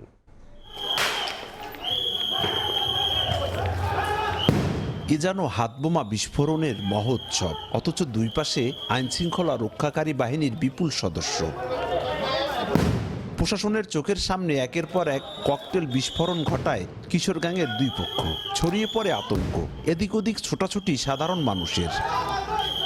মাদারীপুরে বেপরোয়া কিশোর গ্যাং গত 1 বছরে দৌরাত্ম্য বাড়ায় অপরাধের মাত্রা ভয়ঙ্কর হয়ে উঠেছে। আধিপত্য বিস্তার আর রাজনৈতিক সুবিধার আড়ালে এমন কর্মকাণ্ড চালিয়ে যাচ্ছে স্কুল কলেজের পড়ুয়া শিক্ষার্থীরা। তাদের সঙ্গে যোগ দেয় 14 থেকে 16 বছর বয়সী একাধিক বকাটে কিশোর। দোকানপাট ভাঙ্গা লুটপাট করে সব নিয়ে দেখতেছে, বোমা ঠোমা মাইরে এককালে আলোয় জলে হেলায়। আমরা এলাকাবাসী এটা নিয়ে খুব আতঙ্কে আছি। শহরের বটতলা, জেলা পরিষদ Badamtala, UI school road, Amirabad, college road সহ বিভিন্ন এলাকায় তুচ্ছ ঘটনা নিয়েও প্রায় সংঘর্ষে জড়াচ্ছে কিশোর গ্যাং। দেশীয় অস্ত্র নিয়ে ব্যবসা প্রতিষ্ঠানেও হামলা চালাচ্ছে তারা। একের পর এক সংঘর্ষে ভাঙচুর করা হচ্ছে বসতঘর, দোকানপাট, বাসা বাড়িতে থাকা আর রাস্তাঘাটে চলাচলে বাড়ছে আতঙ্ক। আমার জানলার গ্লাসগুলো সব থাই গ্লাসগুলো সবগুলো ভেঙে গেছে এবং শাটারগুলো কোবাইয়া শাটারগুলো সব ভেঙে চুরে থুয়ে গেছে। বোম থাকে, অস্ত্র থাকে, পুলিশ একটু দৌড়ায়, ওরা আবার পুলিশের ধাওয়া দিলে পুলিশ উল্টা দিকে দৌড়ায়। এইভাবেই নিত্য নৈমিত্তিক চলে আসছে। প্রায় মারামারি হলে তো আমাদের এখানে টিকে থাকা অনেক কষ্টকর ব্যাপার। অবশ্য পুলিশ বলছে কিশোর গ্যাং নির্মূলে প্রয়োজন সামাজিক আন্দোলন, পাশাপাশি আইনিভাবেও নেওয়া হচ্ছে ব্যবস্থা। এগুলো নির্মূলে কাজ করছি, বাট এগুলো আমাদের জন্য আসলে একটু চ্যালেঞ্জিং হয়ে যাচ্ছে। আমরা চাচ্ছি যে যারা সুশীল সমাজ আছে, যারা তাদের অভিভাবক আছে, যেই প্রতিষ্ঠানে এই ছেলেপেলেগুলো পড়াশোনা করে, তাদেরকে একটু সংশ্লিষ্টতা খুব বেশি জরুরি। পরিসংখ্যান বলছে গেল 1 বছরে কিশোর গ্যাংয়ের হামলা আর সংঘর্ষের ঘটনা ঘটেছে অন্তত 30টি। এর বেশিরভাগই সংঘর্ষ হয়েছে পৌর এলাকায়। মামলা হয়েছে হাতে গোনা 2-1টি। পৌর এলাকায় যে কয়টি কিশোর গ্যাংয়ের হামলার ঘটনা ঘটেছে সবগুলোই সন্ধ্যা থেকে রাত 11টার মধ্যে। মুহূর্তেই সটকে পড়ে এই গ্যাংয়ের সদস্যরা। বিশ্লেষকরা বলছেন নির্মূলে প্রয়োজন আইনের কঠোর প্রয়োগ। সঞ্জয় কর্মকার, অভিজিৎ, সময় সংবাদ, মাদারীপুর। মানিকগঞ্জে বেড়েছে চুরি ও ডাকাতির ঘটনা। শুধু বাসাবাড়িতেই নয়, চুরি হচ্ছে সরকারি বিভিন্ন স্থাপনা ও ফসলের মাঠেও। এতে অনেকেই হারাচ্ছেন তাদের সহায় সম্বল। আতঙ্কে দিন কাটছে বাসিন্দাদের মাঝে। তবে পুলিশ বলছে চুরি ডাকাতি রোধে নেওয়া হচ্ছে কার্যকরী ব্যবস্থা। মোহাম্মদ ইউসুফ আলীর পাঠানো তথ্য ও রমজান আলীর ছবি নিয়ে রিপোর্ট। 23 জানুয়ারি গভীর রাতে মানিকগঞ্জের শিবালয় উপজেলার কাছারিঘাট গ্রামের ইতালি প্রবাসী মুকুল হোসেনের বাড়িতে চুরি হয়। নগদ অর্থের সঙ্গে অন্তত 12 ভরি স্বর্ণ লুট হয় বলে দাবি করেন ভুক্তভোগীরা। মানিকগঞ্জে বেড়েছে চুরি ও ডাকাতির ঘটনা। শুধু গ্রাম নয়, শহরেও চলছে এই অপরাধ। এমনকি বাদ যাচ্ছে না সরকারি বিভিন্ন স্থাপনাও। এতে অনেকেই হারাচ্ছেন তাদের সহায় সম্বল। আতঙ্কে দিন পার করছেন বাসিন্দারা। ভোরবেলা ওইটা দেখি গ্রিল কাটা, শুকে চালমারি এগিনের তালা তুলে ভাঙ্গে সমস্ত জিনিস নিয়ে গেছে। প্রতিনিয়ত চুরির ঘটনা ঘটে। আমরা তো একা বাইরে এনে সাহস পাই না, খুব ভয়ের ভিতরে আছি। এই মুহূর্তে আমাদের গ্রামে তো পাহারার দরকার। এদিকে বাদ যাচ্ছে না কৃষিকাজের যন্ত্রাংশ। ফসলের মাঠে প্রায়ই চুরি হচ্ছে সেচের শ্যালো মেশিন, বৈদ্যুতিক ট্রান্সমিটার সহ নানা উপকরণ। 10টা মেশিন চুরি হয়ে গেছে। তালাতে রাখছিলাম, তাও মেশিন নিয়ে গেছে। চোরের ভয়ে আমরা মাঠে ভালো মতো কাজ করতে পারছি, বাড়িতে শান্তিতে ঘুমাতে পারছে। পুলিশ বলছে চুরি ডাকাতি রোধে ব্যবস্থা নেওয়া হয়েছে। সর্বসময় জনসাধারণের আইন শৃঙ্খলা কাজে, নিরাপত্তার কাজে আমরা নিয়োজিত আছি। চুরি ডাকাতি যাতে না ঘটে সেই ব্যাপারে আমাদের অফিসাররা কাজ করে যাচ্ছে। পুলিশের তথ্য মতে গত 3 মাসে মানিকগঞ্জে শতাধিক চুরি ও ডাকাতির ঘটনার অভিযোগ নথিভুক্ত করা হয়েছে। এসব ঘটনায় 2 জন নিহত ও 25 জন আহত হয়েছেন। সময় সংবাদ, মানিকগঞ্জ। রাজধানীর পল্লবীর একটি বাসা থেকে উদ্ধার করা হয়েছে 2 সন্তান ও মা বাবার মরদেহ। তবে মৃত্যুর কারণ নিয়ে তৈরি হয়েছে ধোঁয়াশা। পরিবারের দাবি, ঋণের বোঝা সহ্য করতে না পেরেই এই পরিণতি। অন্যদিকে স্থানীয়রা বলছেন এমন পরিণতির পেছনে রয়েছে পারিবারিক কলহ। প্রাথমিকভাবে এটিকে আত্মহত্যা বলে ধারণা করছে পুলিশ। রাজধানীর পল্লবীর বিহারি ক্যাম্পের এই তালাবদ্ধ কক্ষেই মাসুম ফাতেমা দম্পতির সংসার ছিল। 3 সন্তানের দুরন্তপনা, কিন্তু মুহূর্তেই নিভে গেল সব আলো। বৃহস্পতিবার দুপুরে স্থানীয়রা দেখতে পান মাসুম সহ 2 শিশু সন্তান এবং স্ত্রী ফাতেমার মরদেহ। এ ঘটনায় এলাকায় চাঞ্চল্যের সৃষ্টি হয়। মাসুমের কক্ষটির পাশেই সপরিবারে থাকতেন মাসুমের ভাই। তাদের দাবি, ঋণগ্রস্ত হওয়ার কারণেই এমন পরিণতি মাসুমের। আমাদের সাথে কোনো ঝগড়া ঝাঁটি কিচ্ছু হয়নি, এটা মিথ্যা কথা বলেছে। তবে স্থানীয়দের অভিযোগের তীর ভাইসহ পরিবারের বাকি সদস্যদের দিকে। তাদের দাবি, 2 পরিবারের কলহের কারণেই ঘটেছে এই মর্মান্তিক ঘটনা। খাবারে বিষ প্রয়োগ করে আর কি ঘটনাটা ঘটাইছে। প্রাথমিকভাবে পুলিশের ধারণা, হতাশা থেকে আত্মহত্যা করে থাকতে পারে মাসুম। যা আমরা পেয়েছি এগুলোর উপর আমরা ফরেনসিক রিপোর্ট এবং পোস্টমর্টেম রিপোর্ট কালেকশন করব, ফলে আমরা ক্লিয়ার হতে পারবো আর কি যে আসলে এটা কোন দিকে কিভাবে হয়েছে। মরদেহ উদ্ধারের পর তা রাখা হয়েছে শহীদ সোহরাওয়ার্দী মেডিকেল কলেজ হাসপাতালে। ঘটনা তদন্তে কাজ করছে আইনশৃঙ্খলা বাহিনীর একাধিক সংস্থা। মানিক মোহাম্মদ ওমর, সময় সংবাদ, ঢাকা। খুলনায় দুর্বৃত্তের গুলিতে প্রাণ গেল এক যুবকের। প্রাথমিক তদন্তে মাদক ও এলাকায় আধিপত্যকে কেন্দ্র করে হত্যাকাণ্ড ঘটেছে বলে ধারণা করছে পুলিশ। স্থানীয়রা জানান, বৃহস্পতিবার রাত 10টার দিকে কুবা মসজিদের কাছে একটি সেলুনে বসা ছিলেন রাকিব। হঠাৎ 2টি মোটরসাইকেলে 5 থেকে 6 জন এসে রাকিবের মাথায় 2টি গুলি করে পালিয়ে যায়।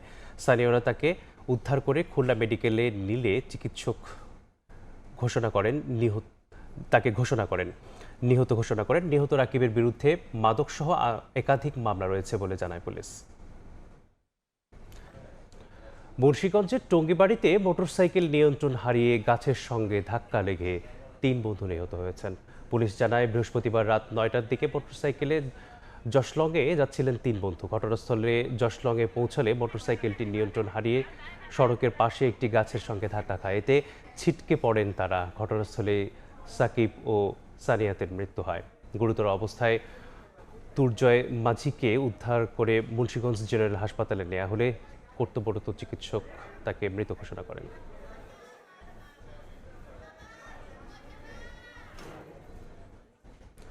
ভোরের সময় এই ছিল আমার কাছে। পরবর্তী সংবাদগুলো জানাতে যুক্ত হবেন অর্জিতা শেহজিন। ধন্যবাদ মেজবা। পরবর্তী সংবাদগুলো জানাবো আমি অর্জিতা। রাজধানীর মিরপুর সড়কের সাবেক গণভবন বা বর্তমান জুলাই স্মৃতি জাদুঘর সংলগ্ন অংশে ফুটওভার ব্রিজ না থাকায় প্রতিদিন ঝুঁকি নিয়ে রাস্তা পার হচ্ছেন পথচারীরা। দীর্ঘদিন ধরে নিরাপদ পারাপারের দাবি থাকলেও ছিল না উদ্যোগ। উত্তর সিটি কর্পোরেশন বলছে, এখানে ফুটওভার ব্রিজ নির্মাণের অনুমোদন দেওয়া হয়েছে। নকশা চূড়ান্ত, টেন্ডার শেষ হলেই শুরু হবে কাজ। অবসরপ্রাপ্ত ব্যাংকার KM জাকারিয়ার দিনের শুরুটা হয় জিয়া উদ্যানে ব্যায়ামের মাধ্যমে। তবে উদ্যানে আসতে তাকে ঝুঁকি নিয়ে পার হতে হয় মিরপুর সড়ক। দ্রুতগতির গাড়ি চলাচলের মাঝেই হাত দেখিয়ে পার হন রাস্তা। যখন গাড়ি যায় আমরা অনেক সময় ওই রিস্ক নিয়েই পার হই। এটা খুবই রিস্কি, খুবই ঝুঁকিপূর্ণ। 2024 সালের 5 আগস্টের আগ পর্যন্ত গণভবন ঘেঁষা এলাকাটি ছিল খুবই নিয়ন্ত্রিত। নিরাপত্তার কারণে নির্ধারিত স্থাপনার বাইরে অন্য কোনো অবকাঠামো নির্মাণের সুযোগ ছিল না। সাধারণ মানুষের দাবি, জিয়া উদ্যানে যাওয়ার পথে ফুটওভার ব্রিজ নির্মাণের দাবি থাকলেও তা গুরুত্ব পায়নি। এর আগে আমরা অনেকবার বলেছি, কিন্তু কেউ পাত্তা দেয়নি। আমরা যখন এখানে ক্রসিং চালাই তখন কিন্তু আমাদের 3 দিক থেকে বন্ধ করতে হয়। যখন আমরা চালাই একটা বন্ধ থাকে, যখন সুযোগ পায় পথচারীরা তারা কিন্তু তাড়াহুড়ো করে পার হয়ে যায়। এখানে একটা ফুটওভার ব্রিজের দাবি অনেক দিনের এবং এটা হলে পাবলিকের খুবই ভালো হয়। রাজধানীর দক্ষিণ অংশের সঙ্গে উত্তরের যোগাযোগে মিরপুর সড়ক বরাবরই গুরুত্বপূর্ণ। সড়কের যে অংশে ফুটওভার ব্রিজ নির্মাণের দাবি উঠেছে সেই পয়েন্টের চারদিকেই রয়েছে গুরুত্বপূর্ণ নানা প্রতিষ্ঠান। এদিকে উত্তর সিটি কর্পোরেশন বলছে, এলাকাটিতে ফুটওভার ব্রিজ নির্মাণে এরই মধ্যে অনুমোদন হয়েছে 1,83 লাখ টাকা বাজেট। উত্তর সিটি কর্পোরেশন বলছে, ফুটওভার ব্রিজটি নির্মিত হচ্ছে আধুনিক নকশায়। মাথায় রাখা হয়েছে প্রতিবন্ধী সহ সব বয়সীদের ব্যবহার উপযোগী করার বিষয়টি। নকশায় র্যাম্প, সুরক্ষিত সিঁড়ি ও আলোর ব্যবস্থার বিষয়টিও গুরুত্ব পেয়েছে। প্রকল্প হাতে নিয়েছি, অলরেডি টেন্ডারও করে ফেলছি। এখন আমরা ইভ্যালুয়েশন পর্যায়ে আছে 1,83 লক্ষ টাকা আমরা এটা বাজেট করছি। সুনেস্ট পসিবল টাইমের মধ্যে আমরা এটা কাজ আরম্ভ করব। এমন এলাকায় ফুটওভার ব্রিজের সুফল নিয়ে সংশয়ে নগর পরিকল্পনাবিদরা। এর বদলে জেব্রা ক্রসিং ও সিগন্যাল ব্যবস্থা বেশি কার্যকর হতে পারে বলে মত তাদের। পদচারীকে প্রাধান্য দিয়ে তাকে যখন অ্যাডগেটে চলাচল করতে দেয়, তার জন্য গাড়ি যতবার থামতে হয় ততবার থামবে। পদচারী বান্ধব চলাফেরার ব্যবস্থা বা জেব্রা ক্রসিংয়ের ব্যবস্থা করা জরুরি। বিশেষজ্ঞদের মতে, শুধু অবকাঠামো নির্মাণ নয়, নগরের এসব স্থানে মানুষের চলাচলে প্রয়োজন বাস্তবসম্মত পরিকল্পনা। উম্মেহানি, সময় সংবাদ, ঢাকা। কর্মসংস্থান সৃষ্টির মাধ্যমে মূল্যস্ফীতি সহনীয় করা, রাজনৈতিক স্থিতিশীলতার মাধ্যমে দেশি বিদেশি বিনিয়োগের সুযোগ, রফতানি আয় বৃদ্ধি এবং আর্থিক খাতের সংস্কারের পর কল্যাণমুখী অর্থনীতির দিকে এগিয়ে যেতে বড় চ্যালেঞ্জ নিতে হবে নতুন সরকারকে। আর্থিক খাত সংশ্লিষ্টরা বলছেন, অঢেল প্রত্যাশার চাপ নিতে হবে নতুন সরকারকে। সেলিয়া সুলতানার রিপোর্ট। 2026 সালে বৈশ্বিক প্রবৃদ্ধি হবে 2.6%। বাংলাদেশের জিডিপি প্রবৃদ্ধি ধরা হয়েছে 4.88%। কিন্তু পূর্বাভাসের উল্টো পথে শিল্প ও উৎপাদন খাত। বিদেশি বিনিয়োগকারীদের ধীরে চলন নীতি আর দেশীয় বিনিয়োগকারীরা ব্যাংক ঋণের অতিরিক্ত সুদ আর ট্রাম্প নীতিতে টালমাটাল। নীতি প্রণয়ন আর সুশাসন প্রতিষ্ঠার ছোট ছোট উদ্যোগে ব্যাংকে অলস টাকা ফিরেছে, এটি সুখবর আসন্ন সরকারের জন্য। তবে এই অলস টাকা শিল্পে ফেরাতে না পারলে আবারও অশনি সংকেত ডেকে আনবে আর্থিক বাজারে। তবে রাজনৈতিক পরিস্থিতি অবলোকন করেই বিনিয়োগের হ্যাঁ বা নাতে অবস্থান নেবে বিনিয়োগকারীরা। জুনের পরে নতুন সরকার আসার পরে যদি প্রম্পট কোনো পলিসি দিতে পারে বা আইন শৃঙ্খলা বিশেষ করে উন্নতি ঘটাতে পারে, তাহলে হয়তো জুন অনওয়ার্ড গিয়া রপ্তানি কিছুটা বাড়তে পারে। মূল্যস্ফীতি কমে আসার গতি ধীর। অন্যদিকে বেকার মানুষের সংখ্যা বাড়ছে। বিশ্বব্যাংকের হিসেবে 2025 সালে দারিদ্র্যের হার বেড়ে দাঁড়িয়েছে 21.2%।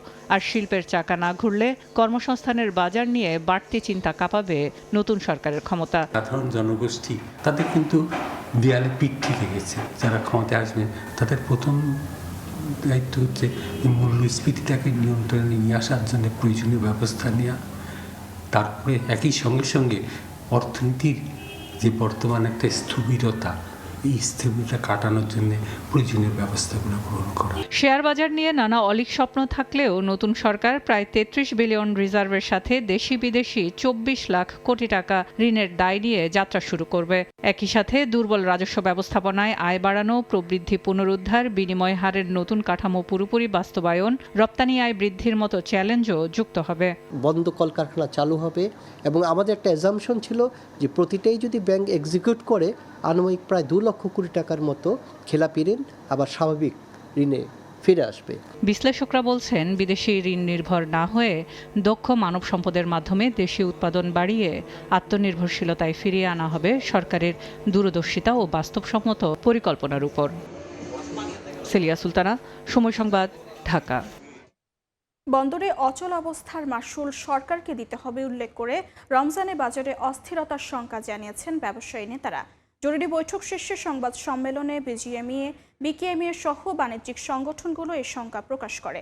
এদিকে নিউমোরিং টার্মিনাল ডিপি ওয়ার্ল্ডকে ইজারার সিদ্ধান্ত থেকে সরে আসার সুযোগ নেই বলে সাফ জানিয়েছেন নৌ উপদেষ্টা। 2 দিন কর্মবিরতি স্থগিত করেছেন বন্দরের শ্রমিকরা। নিউমোরিং টার্মিনাল দুবাই ভিত্তিক বন্দর পরিচালনাকারী সংস্থা ডিপি ওয়ার্ল্ডকে ইজারা দেওয়ার প্রতিবাদে গেল শনিবার থেকে শ্রমিকদের আন্দোলনে অচল অবস্থা তৈরি হয় চট্টগ্রাম বন্দরে। এই অবস্থায় বৃহস্পতিবার বিকেলে জরুরি বৈঠক শেষে গুলশানে সংবাদ সম্মেলন করে ব্যবসায়ী সংগঠন BGMEA, BKMEA, BTMA, DCCI, MCCI ও বাংলাদেশ এমপ্লয়ার্স ফেডারেশন বিইএফ। জানানো হয় বন্দর পরিস্থিতি সামাল দিতে ব্যর্থ হয়েছে সরকার। রমজানে বাজারে অস্থিরতার শঙ্কা জানান ব্যবসায়ী নেতারা। এই পোর্ট বন্ধের মাধ্যমে কি হয়েছে, আন্তর্জাতিক বাজারে আমাদের বহির্বিশ্বে আমাদের ভাবমূর্তি একেবারে শেষ হয়ে গেছে।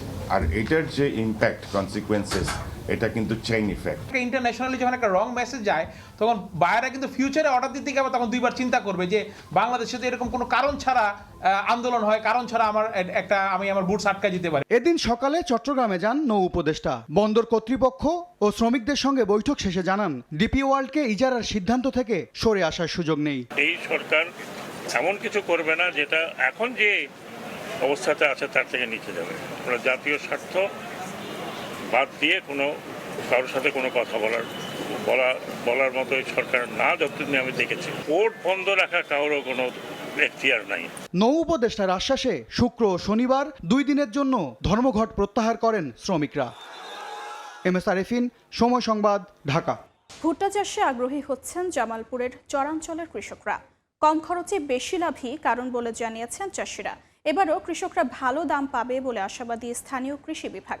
জামালপুর থেকে জাহাঙ্গীর আলমের তথ্য, আবুল কালাম আজাদের ছবি নিয়ে রিপোর্ট। জামালপুর সদর, দেওয়ানগঞ্জ, বকশীগঞ্জ, ইসলামপুর, মাদারগঞ্জ ও মেলান্দদহ উপজেলার চরাঞ্চলে বাড়ছে ভুট্টার চাষ।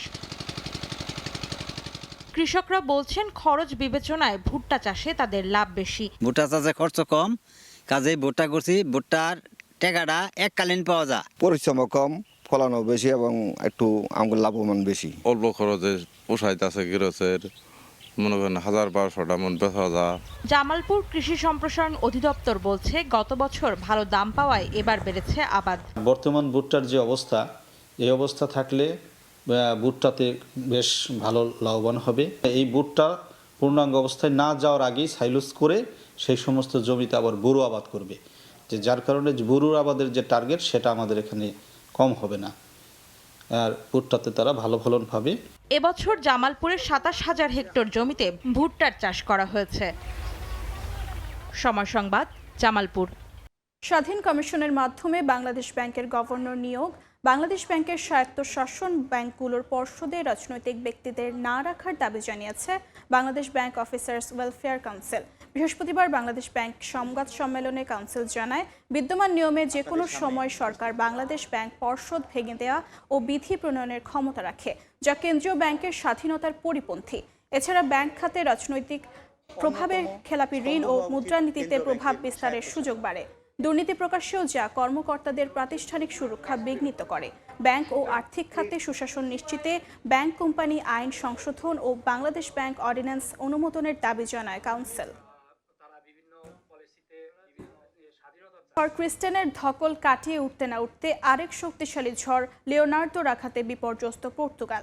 টানা 2 সপ্তাহের ভারী বর্ষণে সৃষ্ট বন্যায় তলিয়ে গেছে দেশটির নিম্নাঞ্চল। পানিবন্দী হয়ে পড়েছেন হাজারো মানুষ। উদ্ধার তৎপরতা চালিয়ে যাচ্ছে স্থানীয় প্রশাসন।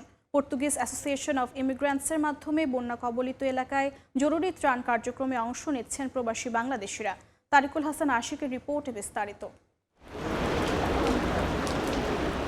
একের পর এক ঝড়ে 2 সপ্তাহের বেশি সময় ধরে অব্যাহত বৃষ্টিতে দেখা দেয়া বন্যায় ভয়াবহ বিপর্যয় পর্তুগাল। বাড়িঘর ও ফসলি জমি তলিয়ে যাওয়ায় মারাত্মক ক্ষতির মুখে নিম্নাঞ্চলের বাসিন্দারা। প্রাণহানির ঝুঁকি এড়াতে এরই মধ্যে অনেক মানুষকে সরিয়ে নেওয়া হয়েছে নিরাপদ আশ্রয়ে। আক্রান্ত অঞ্চলগুলোতে জরুরি অবস্থা জারি রেখে উদ্ধার কার্যক্রম অব্যাহত রেখেছে স্থানীয় প্রশাসন। সপ্তাহখানেক আগে পর্তুগালে আঘাত হানে শক্তিশালী ঝড় ক্রিস্টিন। এর প্রভাবে অনেকে বসতঘর হারিয়ে অসহায় জীবনযাপন করছেন। সরকারের পক্ষ থেকে সহযোগিতা অব্যাহত রাখলেও তা প্রয়োজনের তুলনায় অপ্রতুল বলছেন ভুক্তভোগীরা। এমন দুর্যোগময় পরিস্থিতি দেখেননি পর্তুগাল প্রবাসী বাংলাদেশিরাও। আমরা দীর্ঘদিন পর্তুগালে বসবাস করে এবারই প্রথম আমাদের এই বাজে অভিজ্ঞতা হলো। 2 সপ্তাহের অধিক এখানে বৈরী আবহাওয়া, প্রচুর বৃষ্টিপাত, ঝড় এবং বিভিন্ন রাস্তাঘাট থেকে গাছপালা ভেঙে, ঘরবাড়ি ভেঙে অনেকে ক্ষতিগ্রস্ত হয়েছে। দুর্যোগ মোকাবিলায় স্থানীয় প্রশাসনের পাশাপাশি এগিয়ে এসেছে বিভিন্ন স্বেচ্ছাসেবী সংগঠনও। ক্ষতিগ্রস্তদের সহযোগিতায় প্রবাসী বাংলাদেশি বিভিন্ন সংগঠনও ত্রাণ সামগ্রী পৌঁছে দিচ্ছে প্রশাসনের কাছে। প্রাকৃতিক দুর্যোগে ক্ষতিগ্রস্ত মানুষের সাথে বাংলাদেশ কমিউনিটির যারা নেতৃবৃন্দ রয়েছেন বা মানুষ রয়েছেন তারা সবাই এগিয়ে এসেছেন, কেননা এমন পরিস্থিতিতে সবাই একসাথে থাকা প্রয়োজন। এই দেশে আমরা বসবাস করছি, তো এটা আমাদের দায়িত্বের মধ্যে পড়ে যে এই দেশে মানুষ যখন একটা আক্রান্ত হয়, বা শুধু এই দেশে মানুষ না, ওখানে অনেক বাংলাদেশিরাও বসবাস করছেন, তো সকলের সহযোগিতায় আমরা এই দেশের প্রশাসনের কাছে আমাদের যে সহযোগিতাগুলো যেখান থেকে পেরেছি আমরা পৌঁছে দিয়েছি। বৃষ্টি অব্যাহত থাকায় দেশটির বেশিরভাগ নদ নদী ও খালের পানি বিপদসীমার উপর দিয়ে প্রবাহিত হচ্ছে। ঝড় লিওনার্দোর প্রভাবে দমকা হাওয়া ও ভারী বর্ষণ আরও কমপক্ষে 1 সপ্তাহ অব্যাহত থাকবে বলে জানিয়েছে দেশটির আবহাওয়া বিভাগ। একের পর এক প্রাকৃতিক দুর্যোগে বিপর্যস্ত পর্তুগাল। একটি লম্বা সময় এমন প্রাকৃতিক বিপর্যয় দেখেনি পর্তুগালবাসী। ঝড় ক্রিস্টিনের প্রভাব কাটিয়ে উঠতে না উঠতেই আঘাত হানার অপেক্ষায় রয়েছে ঝড় লিওনার্দো। এর প্রভাবে ভারী বৃষ্টিপাত অব্যাহত থাকায় বিভিন্ন স্থানে জলাবদ্ধতা ও বন্যায় তলিয়ে গেছে বিভিন্ন এলাকা। তাই পরিস্থিতি সামাল দিতে সেসব এলাকায় জারি রয়েছে জরুরি অবস্থা। সকলকে সর্বোচ্চ সতর্ক থেকে যে কোনো পদক্ষেপ নেওয়ার আহ্বান পর্তুগাল সরকারের। তারিকুল হাসান আশিক, সময় সংবাদ, লিসবন, পর্তুগাল। ভোরের সময় আরও থাকছে। অদম্য বাংলাদেশ টি-20 কাপের উদ্বোধনী ম্যাচে আকবরের দুরন্ত একাদশকে হারালো লিটনের ধূমকেতু। বিশ্বকাপে না খেলার আক্ষেপ বিগ ব্যাশ মাতানো রিশাদের।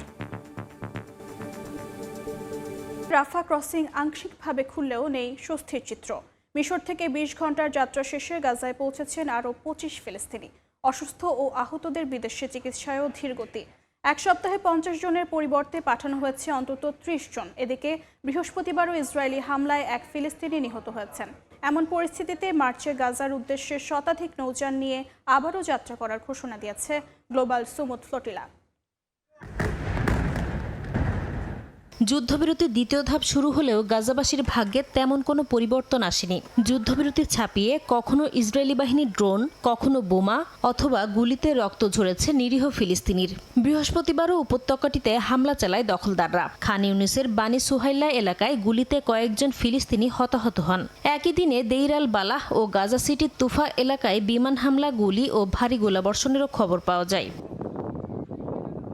এদিকে দীর্ঘদিন পর আংশিকভাবে চালু হওয়া রাফা ক্রসিং দিয়ে আরও 25 ফিলিস্তিনি গাজায় প্রবেশ করেছে। মিশরের এল আরিশ থেকে যাত্রা শুরু করে 20 ঘন্টারও বেশি সময় পর তারা খান ইউনিসের নাসের হাসপাতালে পৌঁছান। এ সময় ইসরায়েলি নিরাপত্তা চেকপোস্টে জিজ্ঞাসাবাদ, অপমান ও কঠোর আচরণের মুখে পড়তে হয়েছে বলে অভিযোগ করেন তারা। এদিকে রাফা ক্রসিং দিয়ে গুরুতর অসুস্থ ও আহতদের চিকিৎসা নিতে বিদেশে যাওয়ার কথা থাকলেও তুলনামূলক কম সংখ্যক রোগীকে যেতে দেওয়া হচ্ছে। চুক্তিতে প্রতিদিন 50 জন রোগী পাঠানোর কথা থাকলেও এ সপ্তাহে পাঠানো হয়েছে মাত্র 30 জন। আল জাজিরার হিসাব অনুযায়ী এই গতিতে চললে প্রায় 20,000 রোগীর চিকিৎসা নিতে বছর লেগে যেতে পারে। এমন পরিস্থিতিতে যুদ্ধবিধ্বস্ত গাজায় সাহায্য পৌঁছাতে আবারও শতাধিক নৌযান নিয়ে নতুন মিশনের ঘোষণা দিয়েছে গ্লোবাল সুমুদ ফ্লোটিলা। আয়োজকরা জানান আগামী মাসে 100টিরও বেশি নৌযানে করে প্রায় 1000 কর্মী গাজার উদ্দেশ্যে রওনা দেবেন। ওই দলে চিকিৎসকের পাশাপাশি যুদ্ধাপরাধ তদন্তকারীরাও থাকবেন। এর আগে গত অক্টোবরে গাজার অবরোধ ভাঙার চেষ্টা করা এই ফ্লোটিলার প্রায় 40টি নৌযান জব্দ ও 450 জনের বেশি মানুষকে গ্রেপ্তার করে ইসরায়েলি বাহিনী। নাসরিন রুমি, সময় সংবাদ। মঞ্চে বাংলাদেশের না থাকা দুঃখজনক বলে মন্তব্য করেছেন পাকিস্তান অধিনায়ক সালমান আলী আগা। ভারত ম্যাচ বয়কটের সরকারি সিদ্ধান্তের সমর্থন জানিয়েছেন তিনি। তবে পাকিস্তান বয়কট করলেও 15 তারিখ কলম্বো যাচ্ছে মেন ইন ব্লু। সূচি নিশ্চিত হয়ে যাওয়ায় এই ম্যাচ না খেলার কোনো কারণ দেখছেন না ভারত অধিনায়ক সূর্যকুমার যাদব। বিশ্বকাপ উপলক্ষে যখন মুম্বাই আর কলম্বোতে চলছে ক্যাপ্টেন্স কার্নিভাল, তখন মিরপুরে টস করছেন বাংলাদেশ অধিনায়ক লিটন দাস। বাংলাদেশকে ছাড়াই আগামী শনিবার শুরু হচ্ছে টি-20 বিশ্বকাপ। এমন অভিজ্ঞতা এবারই প্রথম। টাইগারদের অনুপস্থিতি গোটা ক্রিকেট বিশ্বের জন্যই যে দুঃখজনক, এমন মন্তব্য পাকিস্তান অধিনায়কের। বাংলাদেশিরা আমাদের ভাই, পাকিস্তানের প্রতি তাদের সমর্থনের জন্য আমরা কৃতজ্ঞ। এটা দুঃখজনক যে তারা বিশ্বকাপে খেলছে না। আইসিসির ম্যাচ পূর্ববর্তী সংবাদ সম্মেলনে আইসিসিকেই খোঁচা দিলেন সালমান। সেই সাথে মনে করিয়ে দিলেন সরকারের নেওয়া সিদ্ধান্তে পূর্ণ সমর্থন আছে তার ও তার দলের। সেই সঙ্গে বাড়ালেন অনিশ্চয়তা। গ্রুপ পর্বের মতো নকআউট কিংবা ফাইনালেও যদি ভারতকে পায় পাকিস্তান, সে ম্যাচগুলো বয়কটের পথে হাঁটতে পারে men in green. Bharat match আমাদের নিয়ন্ত্রণে নেই, এটা সরকারের সিদ্ধান্ত আর আমরা সেটাকে সম্মান করি। তারা যা বলবে আমরা সেটাই করব। যদি সেমিফাইনাল বা ফাইনালে তাদের বিপক্ষে খেলতে হয় তাহলে আমাদের সরকারের কাছে যেতে হবে এবং তাদের পরামর্শ অনুযায়ী কাজ করতে হবে। এছাড়া আমাদের আরও 3টি ম্যাচ আছে, সেগুলো নিয়ে আমরা রোমাঞ্চিত। কলম্বোতে বসে যখন পাকিস্তান অধিনায়কের এমন সংবাদ সম্মেলন চলছিল, তখন মুম্বাইয়ে ভারত অধিনায়ক সাংবাদিকদের সামলেছেন ঠান্ডা মাথায়। পাকিস্তান খেলুক বা না খেলুক, সূচি অনুযায়ী 15 তারিখে তার দল কলম্বো সফর করবে, সেটাই নিশ্চিত করলেন সূর্যকুমার। আমরা তাদের না বলিনি, তারা বলেছে। তাদের সিদ্ধান্ত আমরা নিয়ন্ত্রণ করতে পারবো না। হয়তো আমি তাদের সিদ্ধান্তটাও নিতে পারতাম। আইসিসি সূচি চূড়ান্ত করে রেখেছে, আমাদের ফ্লাইটের টিকিট কাটা আর আমরা যাচ্ছি কলম্বো। বাকি তো দেখলে উদ্বোধনী দিনেই আলাদা ম্যাচে মাঠে নামবে এই দুই রাইভাল। কলম্বোতে ডাচ পরীক্ষা পাকিস্তানের, একই দিনে ওয়াংখেড়েতে মার্কিন যুক্তরাষ্ট্রের বিপক্ষে মাঠে নামবে টিম ইন্ডিয়া। সাব্বির মিথুন, সময় সংবাদ। আইপিএল থেকে অযাচিতভাবে বাদ দেওয়া হলেও মোস্তাফিজকে লুফে নিল পিএসএল। নিলামের আগে সরাসরি চুক্তিতে দল পেলেন কাটার মাস্টার। 2,81,00,000 টাকায় বাংলাদেশি ক্রিকেটারকে দলে ভিড়িয়েছে লাহোর কালান্দার্স। 8 বছর পর কালান্দার্সে ফেরা ফিজকে প্রশংসায় ভাসিয়েছেন ফ্র্যাঞ্চাইজিটির মালিক। তার বিশ্বাস, শিরোপা ধরে রাখার মিশনে গুরুত্বপূর্ণ ভূমিকা রাখবেন টাইগার পেসার। যার কারণে ক্রিকেট বিশ্বে আগুন, তিনিই যেন মনের সুখে শীষ বাজাচ্ছেন, গান গাইছেন, যেন কিছুই হয়নি। সতীর্থ আর পরিবারের সঙ্গে হাস্যোজ্জ্বল ক্রিকেটারেরই দেখা মিলছে। অনন্য প্রতিভার অধিকারী, পরিণত এক স্পোর্টস পার্সন মোস্তাফিজ শিষ্টাচার জলাঞ্জলি দিয়ে আইপিএল থেকে বাদ দেওয়া হলেও ফ্র্যাঞ্চাইজি ক্রিকেটের এই হটকেককে লুফে নিয়েছে পিএসএল। বাংলাদেশি সুপারস্টারকে বেশ চড়া মূল্যে দলে ভিড়িয়েছে লাহোর কালান্দার্স। এবারই প্রথম নিলাম পদ্ধতিতে দল সাজাবে পিএসএল ফ্র্যাঞ্চাইজিগুলো। 11 ফেব্রুয়ারির ওই নিলামের আগেই সরাসরি চুক্তিতে দল পেলেন মোস্তাফিজ। কাটার মাস্টারের জন্য 6,44,00,000 পাকিস্তানি রুপি বা 2,81,00,000 টাকা খরচ করছে পিএসএল এর ডিফেন্ডিং চ্যাম্পিয়নরা। অফিসিয়াল পেজে সরাসরি চুক্তিতে ফিজকে নেয়ার বিষয়টি নিশ্চিত করেছে কালান্দার্স। ফ্র্যাঞ্চাইজিটির মালিক লিখেছেন, আমি তোমাকে ভালোবাসি। हमारा तो उनके साथ रिलेशन और लव जो है बहुत पुराना है। মোস্তাফিজুর কেবল একজন ক্রিকেটার নয়, সে আমাদের ভাই, পরিবারেরই একজন। তাকে ড্রেসিং রুমে স্বাগত জানাই। তার প্রতিভা, অভিজ্ঞতা এবং নিবেদন আমাদের শিরোপা ধরে রাখার মিশনে গুরুত্বপূর্ণ ভূমিকা রাখবে। এর আগে 2016 ও 18 সালে লাহোরের হয়ে খেলা ফিজের জন্য এটা হতে যাচ্ছে একরকম হোম কামিং। বাংলাদেশি ক্রিকেট ফ্যানদের জন্য লাহোর কালান্দার্সও ঘরের মতোই। সাকিব আল হাসান, তামিম ইকবাল, মেহেদী হাসান মিরাজ, রিশাদ হোসেনরাও খেলেছেন যৌথভাবে পিএসএল এর সর্বোচ্চ 3 শিরোপাজয়ী এই দলে। কালান্দার্সে মোস্তাফিজের সঙ্গী হচ্ছেন শাহিন শাহ আফ্রিদি, সিকান্দার রাজা, আব্দুল্লাহ শফিক, মোহাম্মদ নাইমরা। গত সপ্তাহেই তাদের রিটেইন করেছে ফ্র্যাঞ্চাইজিটি। এর আগে আইপিএল এর মিনি নিলামে কাটার মাস্টারকে নিয়ে কাড়াকাড়ি লেগেছিল। রেকর্ড 9,20,00,000 রুপিতে তাকে নিয়েছিল কলকাতা নাইট রাইডার্স। তবে কিছু ভারতীয় উগ্রপন্থীর বিরোধিতায় বাংলাদেশি পেসারকে বাদ দিতে বাধ্য হয় শাহরুখ খানের দল। আর এই ফিজ ইস্যুতেই রীতিমতো তোলপাড় ক্রিকেট বিশ্বে। মোস্তাফিজকে অযাচিতভাবে আইপিএল থেকে বাদ দেওয়ার প্রতিক্রিয়ায় ভারতে টি-20 বিশ্বকাপ খেলতে না যাওয়ার সিদ্ধান্ত নেয় বাংলাদেশ। নিরাপত্তা শঙ্কার যৌক্তিক কারণ দেখালেও শ্রীলঙ্কায় টাইগারদের ম্যাচ আয়োজনের বিষয়ে বিসিবির দাবি প্রত্যাখ্যান করে আইসিসি। এমনকি বিশ্ব আসর থেকেই বাদ দেয় বাংলাদেশকে। বিশ্বকাপ ইস্যুতে পাকিস্তানের সমর্থন পাচ্ছে বাংলাদেশ। এবার লাল সবুজের তারকা ক্রিকেটারকে বেশ গুরুত্ব দিয়েই দলে ভেড়ালো দেশটির ফ্র্যাঞ্চাইজি লিগ জায়ান্টরা। মাকসুম আলম খান, সময় সংবাদ, ঢাকা। এশিয়ান কাপ বাছে শক্তিশালী গ্রুপে পড়ায় ভালো করা চ্যালেঞ্জিং হবে বাংলাদেশ নারী দলের। 9বারের চ্যাম্পিয়ন চীন, 3বারের শিরোপাজয়ী নর্থ কোরিয়ার মতো দলের বিপক্ষে লড়াইয়ের মানসিকতা ধরে রাখার পরামর্শ দিয়েছেন বাফুফের সভাপতি তাবিথ আউয়াল। এশিয়ান কাপের আগে থাইল্যান্ড ছাড়াও ভালো কোনো দেশের বিপক্ষে আরও একটা প্রীতি ম্যাচ খেলার পরিকল্পনা বাফুফের। 2-1 দিনের মধ্যেই আনুষ্ঠানিক সিদ্ধান্ত জানাবেন সভাপতি। নারী দলের প্রস্তুতিতে কোনো ছাড় দেওয়া হচ্ছে না বলেও আশ্বস্ত করেন তিনি। হিমালয় জয়ের পথে নেপালে এগিয়ে যাচ্ছে বাংলাদেশ অনূর্ধ্ব 19 নারী ফুটবল দল। অন্যদিকে দেশে মিশন অস্ট্রেলিয়ার জন্য প্রস্তুত হচ্ছে বাংলাদেশ জাতীয় নারী ফুটবল দল। এশিয়ান কাপে বি গ্রুপে বাংলাদেশের প্রথম ম্যাচ আগামী 3 মার্চ ওয়েস্টার্ন সিডনি স্টেডিয়ামে। প্রতিপক্ষ 9বারের এশিয়ান কাপ চ্যাম্পিয়ন চীন। পরের ম্যাচ 6 মার্চ একই ভেন্যুতে বাটলারের দলকে পাড়ি দিতে হবে 3বারের চ্যাম্পিয়ন নর্থ কোরিয়া বাধা। শেষ ম্যাচের জন্য যেতে হবে পার্থে। 9 মার্চ শেষ ম্যাচে বাংলার মেয়েরা লড়বে উজবেকিস্তানের বিপক্ষে।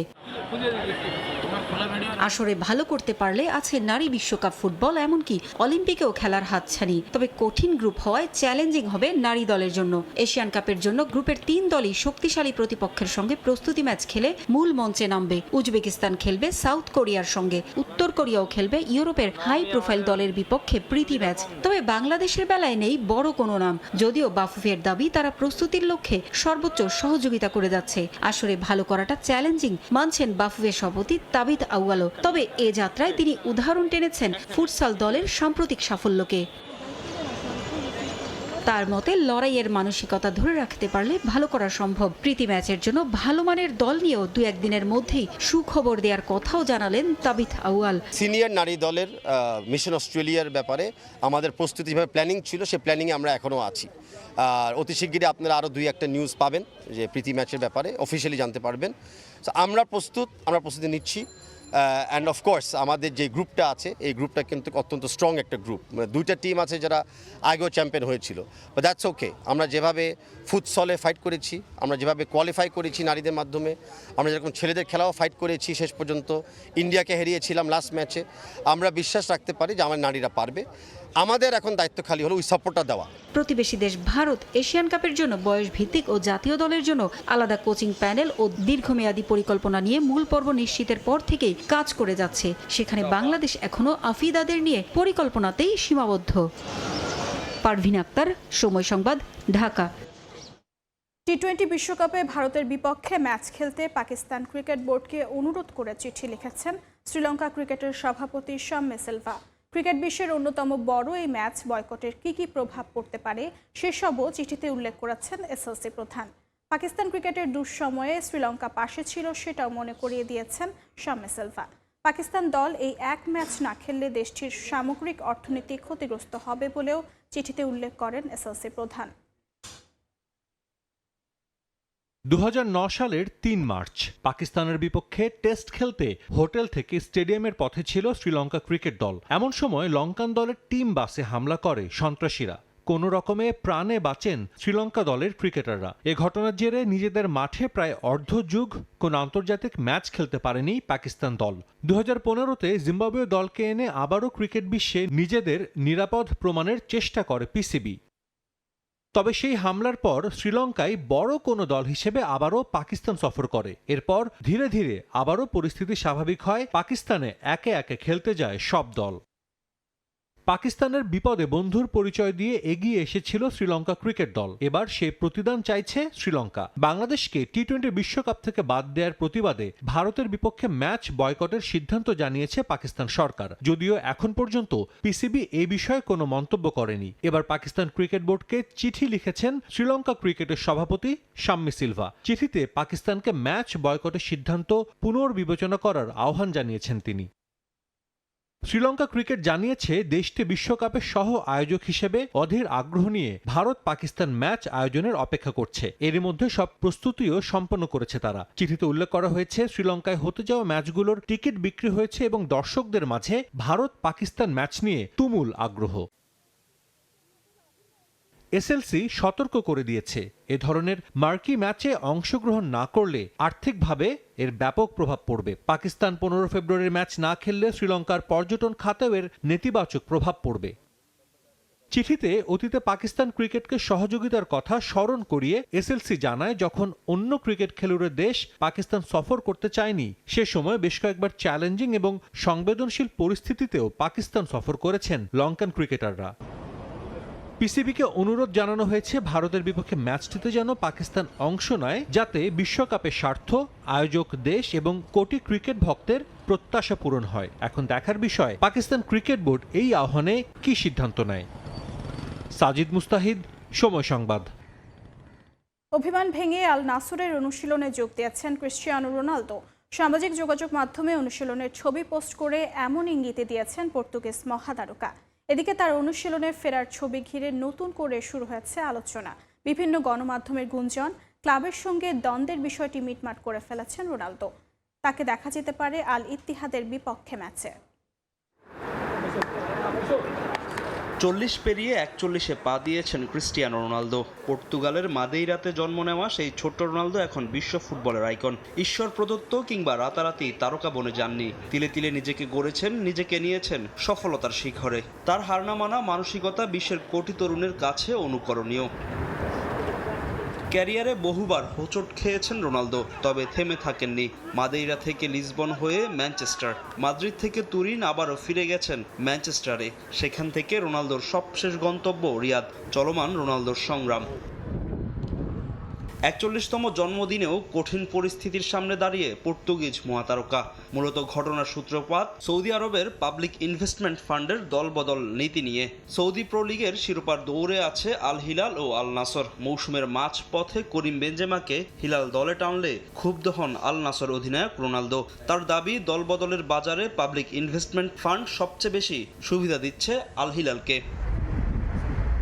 এরপর নাসরের হয়ে একটি ম্যাচও বয়কট করেন রোনালদো। গণমাধ্যমের গুঞ্জন, ক্লাবের সঙ্গে বনিবানা না হওয়ায় দ্রুতই আল নাসর ছাড়ছেন CR7। দলের সঙ্গে অনুশীলনও নাকি বন্ধ করে দিয়েছেন রন। যদিও এই বিষয়ে ক্লাব কর্তৃপক্ষ বা রোনালদো অফিসিয়াল কোনো বক্তব্য এখন পর্যন্ত পাওয়া যায়নি। এরই মাঝে গুরুত্বপূর্ণ ম্যাচে আল ইতিহাদের মুখোমুখি হবে আল নাসর। সেই ম্যাচেও রোনালদোর খেলা নিয়ে যখন অনিশ্চয়তায় সমর্থকরা, তখন আলোচনায় সামাজিক যোগাযোগ মাধ্যমে রোনালদোর পোস্ট করা একটা ছবি নিয়ে, যেখানে দেখা যায় আল নাসরের হয়ে আবারও অনুশীলনে ফিরেছেন রোনালদো। আর এই ছবি দিয়ে দুয়ে দুয়ে 4 মেলাচ্ছেন রোনালদো সমর্থকরা। তাহলে কি সব দ্বন্দ্ব মিটমাট হয়ে গেছে? তবে রোনালদোর পোস্ট করা ছবি একটি বার্তাই দেয়, আল নাসরের সঙ্গে এখনো অঙ্গীকারবদ্ধ পর্তুগিজ তারকা। তাকে দেখা যেতে পারে আল ইতিহাদের বিপক্ষে আল নাসরের ম্যাচে। যদিও সেই ম্যাচে রোনালদো স্কোয়াডে থাকবেন কিনা এই বিষয়ে এখনো কিছুই জানায়নি আল নাসর কোচ। ফাহিম ইসলাম, সময় সংবাদ। কারাবাও কাপের সেমিফাইনালে নিউক্যাসলকে হারিয়েছে ম্যানচেস্টার সিটি। নিউক্যাসলকে 3-1 গোলে হারিয়ে কারাবাও কাপের ফাইনাল নিশ্চিত করেছে পেপ গার্দিওলার দলের। জোড়া গোল করেছেন মিশরীয় তারকা মারমাউশ। লিগ কাপের ফাইনালে তাদের প্রতিপক্ষ আর্সেনাল। কারাবাও কাপের সেমিফাইনালে প্রথম লেগে 2-0 গোলে জিতে আগেই ফাইনালের পথে এক পা দিয়ে রেখেছিল ম্যানচেস্টার সিটি। দ্বিতীয় লেগেও সহজ জয়ে ফাইনালের টিকিট নিশ্চিত করেছে পেপ গার্দিওলার দল। নিউক্যাসলের বিপক্ষে ঘরের মাঠে শুরু থেকেই আক্রমণাত্মক ফুটবল উপহার দেয় সিটিজেনরা। লিড পেতেও বেশি সময় নেয়নি তারা। সপ্তম মিনিটে ম্যাচ নিজেদের নিয়ন্ত্রণে নেয় স্বাগতিকরা। গোল করে দলকে এগিয়ে নেন মারমাউস। লিড নেওয়ার পর ব্যবধান বাড়াতে চেষ্টা চালায় সিটিজেনরা। লিড দ্বিগুণ করতেও বেশি সময় নেয়নি তারা। 29 মিনিটে নিজের জোড়া গোল পূরণ করে ব্যবধান বাড়ান মিশরীয় ফরওয়ার্ড মারমাউস। দ্বিতীয় গোলের 3 মিনিট পরেই তৃতীয় গোলের দেখা পায় সিটিজেনরা। 3-0 গোলে এগিয়ে থেকেই বিরতিতে যায় ম্যানচেস্টার সিটি। দ্বিতীয়ার্ধে ঘুরে দাঁড়ানোর চেষ্টা চালায় নিউক্যাসল, তবে তেমন ভালো কোনো সুযোগ তৈরি করতে পারেনি তারা। 62 মিনিটে ব্যবধান কমালেও এরপর আর কোনো গোলের দেখা পায়নি সফরকারীরা। যদিও এরপর গোলের আরও বেশ কয়েকটি সুযোগ তৈরি করে নিউক্যাসল ইউনাইটেড, তবে সে সুযোগগুলো গোলে রূপান্তর করতে ব্যর্থ হয় তারা। শেষ দিকে বদলি নামা আর্লিং হল্যান্ড গোলের জন্য চেষ্টা চালান, তবে নিউক্যাসল গোলরক্ষকের নৈপুণ্যে ব্যবধান আর বাড়াতে পারেনি এই নরওয়েজিয়ান তারকা। শেষ পর্যন্ত 3-1 গোলের জয়ে শিরোপাধারীদের বিদায় করে ফাইনাল নিশ্চিত করে সিটিজেনরা। 2 লেগ মিলিয়ে 5-1 গোলে এগিয়ে থেকে ফাইনালে পেপ গার্দিওলার দল। 2021 সালে নিজেদের 8ম শিরোপা জয়ের পর এই প্রথম ফাইনালে উঠল সিটি। এছাড়া 8 বছর পর লিগ কাপের ফাইনালে প্রতিপক্ষ হিসেবে আর্সেনালকে পাচ্ছে ম্যানচেস্টার সিটি। আর 4 বছর পর শিরোপা জয়ের সুযোগ কাজে লাগাতে চাইবেন সিটিজেনরা। রিফাতুল ইসলাম মিরন, সময় সংবাদ। টি-20 বিশ্বকাপ নিয়ে বাংলাদেশের অটল অবস্থানে খুশি ইংল্যান্ডের সাবেক অধিনায়ক ও ধারাভাষ্যকার নাসির হোসেন। বিসিবির পাশে থাকায় ধন্যবাদ দিয়েছেন পাকিস্তান ক্রিকেট বোর্ডকে। বাংলাদেশের জায়গায় ভারত থাকলে আইসিসি তাদেরকে বাদ দিত কিনা সে প্রশ্ন তুলেছেন 57 বছর বয়সী সাবেক ক্রিকেটার। সবাইকে একই দৃষ্টিতে দেখা হচ্ছে না বলেই বিশ্ব ক্রিকেটের ভারসাম্য নষ্ট হচ্ছে বলেও দাবি করেন তিনি। আগের চেয়ে রাজনীতির প্রভাব বেড়ে গেছে এবং এর প্রভাবে ক্ষতি হচ্ছে ক্রিকেটের। তাই রাজনীতির বাইরে গিয়ে ক্রিকেটকে এগিয়ে নিতে সবাইকে এক হওয়ার পরামর্শ দিয়েছেন নাসির হোসেন। টি-20 বিশ্বকাপের উন্মাদনা এবার নেই বাংলাদেশে। 7 ফেব্রুয়ারি বিশ্বকাপের জন্য যখন শেষ সময়ের প্রস্তুতিতে ব্যস্ত দলগুলো, তখন ঘরের মাঠে বিশ্বকাপের বিকল্প টুর্নামেন্ট খেলছে লিটন শান্তরা। রাজনৈতিক বৈরী সম্পর্কে ভেস্তে গেছে বাংলাদেশের বিশ্বকাপ স্বপ্ন। মোস্তাফিজকে আইপিএল থেকে বাদ দেয়া বাংলাদেশের নিরাপত্তা শঙ্কায় ভারতে বিশ্বকাপ বর্জন। এরপর আইসিসির টাইগারদের বিদায় দিয়ে স্কটল্যান্ডকে স্বাগত জানানো। গেল কয়েক সপ্তাহ ধরে এটাই ছিল ক্রিকেট দুনিয়ার সবচেয়ে আলোচিত ইস্যু। চরম দুঃসময়ে কাউকে পাশে পায়নি বাংলাদেশ। আইসিসির ভোটাভুটিতে পাকিস্তান ছাড়া সমর্থন দেয়নি কোনো দেশ, কারণ ভারতের কাছে জিম্মি আইসিসি। তাদের মন রাখতে গিয়ে অন্য দেশকে বঞ্চিত করতেও এক মুহূর্ত চিন্তা করে না ক্রিকেটের নিয়ন্ত্রক সংস্থা। গেল কয়েকদিনের এই উত্তপ্ত পরিস্থিতিতে ক্রিকেট দুনিয়ার শক্তিশালী দেশগুলোর পক্ষ থেকেও ভারতের ভয়ে কথা বলার সাহস দেখায়নি কেউ। তবে এবার আর চুপ থাকলেন না ইংল্যান্ডের সাবেক অধিনায়ক ও ধারাভাষ্যকার নাসির হোসাইন। কঠিন সময়ে কোনো ভয় ভীতির পরোয়া না করে নিজেদের অবস্থান অটল থাকায় ধন্যবাদ জানিয়েছেন বাংলাদেশকে। বিসিবির পক্ষ নেয় পাকিস্তানেরও প্রশংসা করেছেন তিনি। এছাড়াও পাকিস্তান ভারতের বিপক্ষে ম্যাচ বয়কট করে যোগ্য জবাব দিয়েছে বলেও মনে করেন নাসির। বাংলাদেশের নিজেদের অবস্থানে অটল থাকা আমাদের বেশ ভালো লেগেছে। তারা নিজেদের ক্রিকেটার মুস্তাফিজের পাশে দাঁড়িয়েছে। পাকিস্তানকেও ভালো লেগেছে, যদিও জানি এটা রাজনৈতিক, তবে ভালো লেগেছে। কোনো একটা পর্যায়ে কাউকে তো বলতেই হবে যথেষ্ট রাজনীতি হয়েছে। এখন কি আমরা ক্রিকেট খেলাটায় ফিরে যেতে পারি? কারণ একমাত্র ভারত পাকিস্তান ম্যাচের অর্থ দিয়ে আইসিসিকে আঘাত করতে পারে পাকিস্তান। গত কয়েক বছরে ক্রিকেটে রাজনৈতিক প্রভাব অনেক বেড়েছে, কেউ কারো সঙ্গে হাত মেলায় না। রাজনৈতিক বৈরী সম্পর্কের কারণে ট্রফি পর্যন্ত নেয় না। ক্রিকেট আগে বিভিন্ন দেশ ও জাতিকে একতাবদ্ধ করত, এখন এটা মানুষের মধ্যে বিভেদ তৈরি করছে। খোঁচা দিয়ে নাসির হোসেন আরো বলেন, যদি বাংলাদেশের জায়গায় ভারত থাকতো তাহলে কি আইসিসি তাদেরকে বাদ দিতে পারত?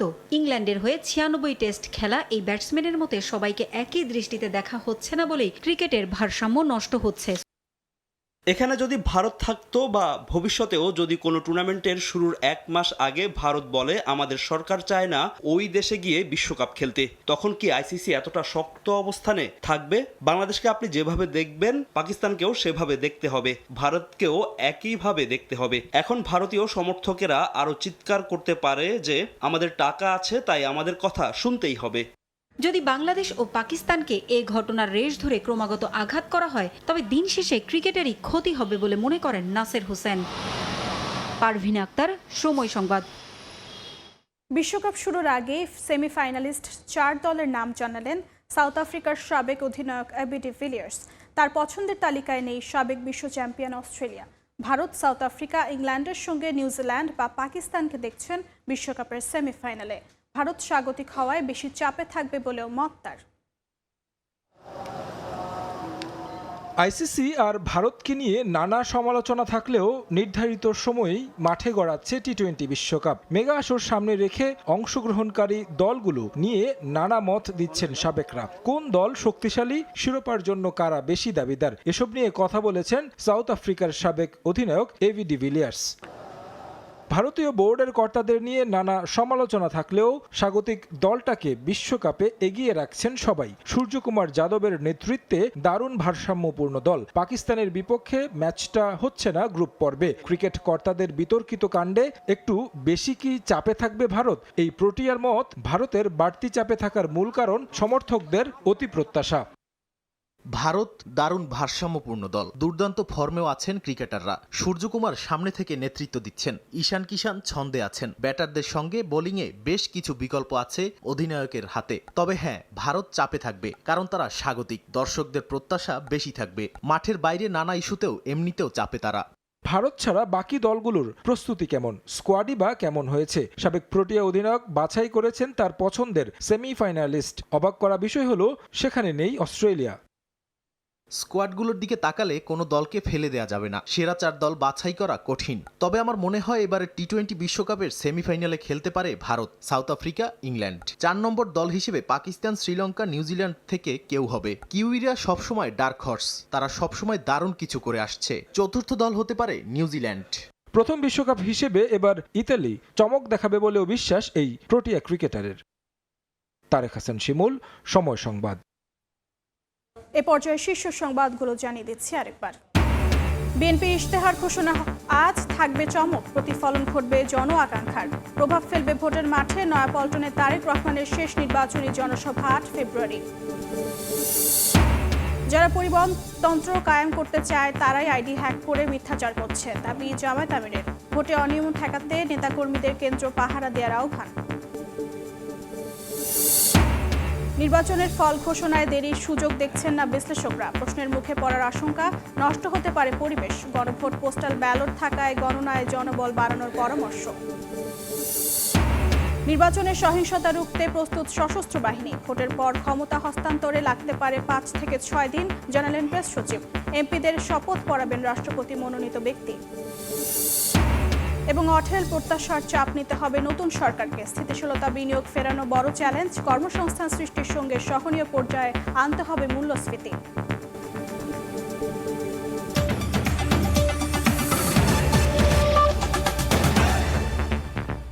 এই ছিল ভোরের সময়। সকালের সময়ের সঙ্গে থাকবেন মেজবাহুল আলিফ।